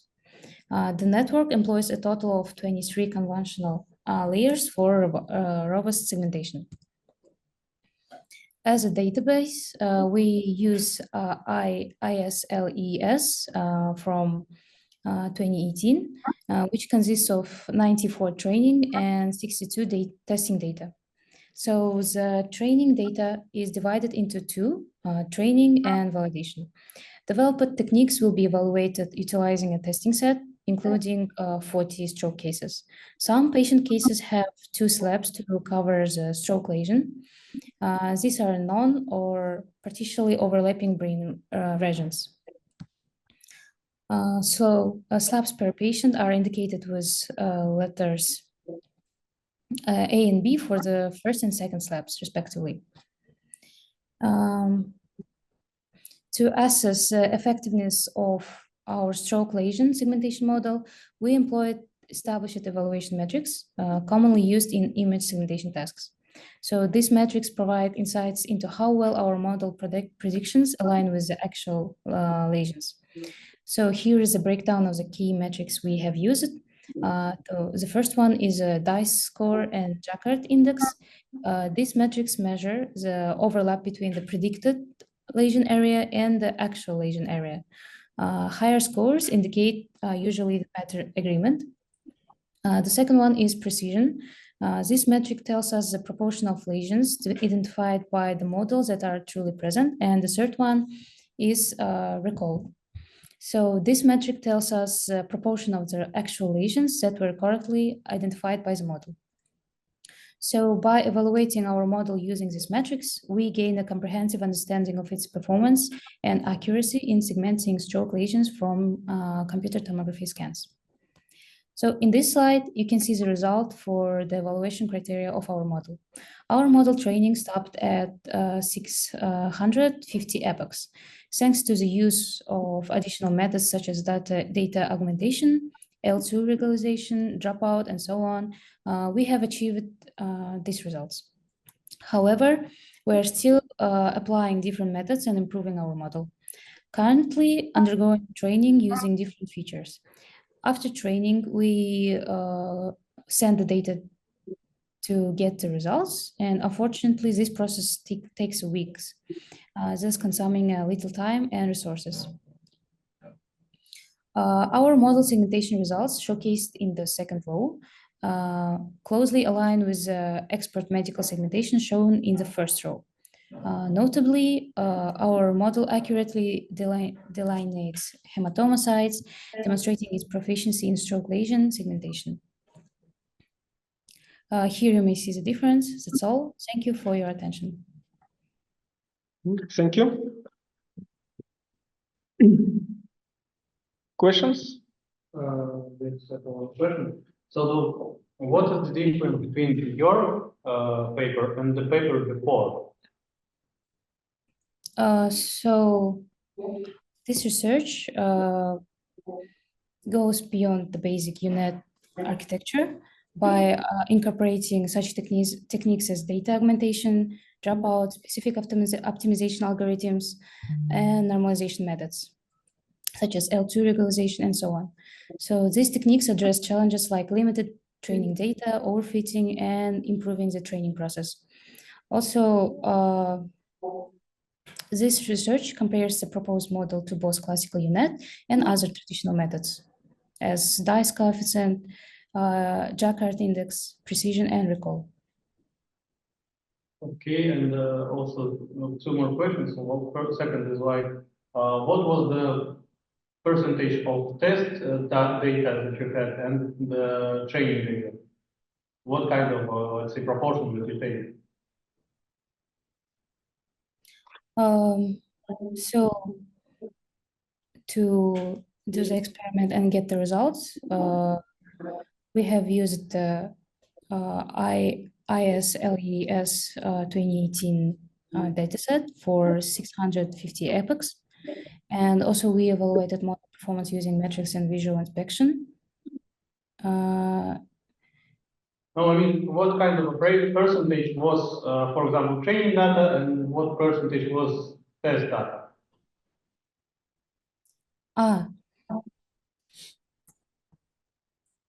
Okay, let me ask you a question here, as also co-author Anar Sahibov. So about 90% of our dataset was trained by our system, yeah, of our model, and about 70% was test, yeah. And in our article, in our scientific paper, we mentioned in the result part that also we mentioned in table 1. By the way, can you hear me? Yes, thank you.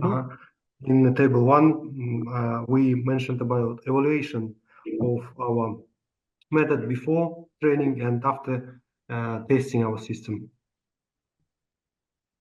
Okay, I'll just repeat the question of my colleague, but did you compare it with other existing type of neural networks maybe? How did you decide that your solution is better? Do you mean like previous question? Yeah, difference between previous paper, yeah, and this. Actually, this is two paper for one research. Yeah. So we can say that first was just brainstalk segmentation, and I mean this one brainstalk segmentation, and previous just classification. So one more question. So it means, are you using same data sets in two different ways of research? So can you repeat, please? So are you using same data to compare to use in two different ways? Same data, yeah. For the classification, we used data. No, we have different data for training and for testing for validation.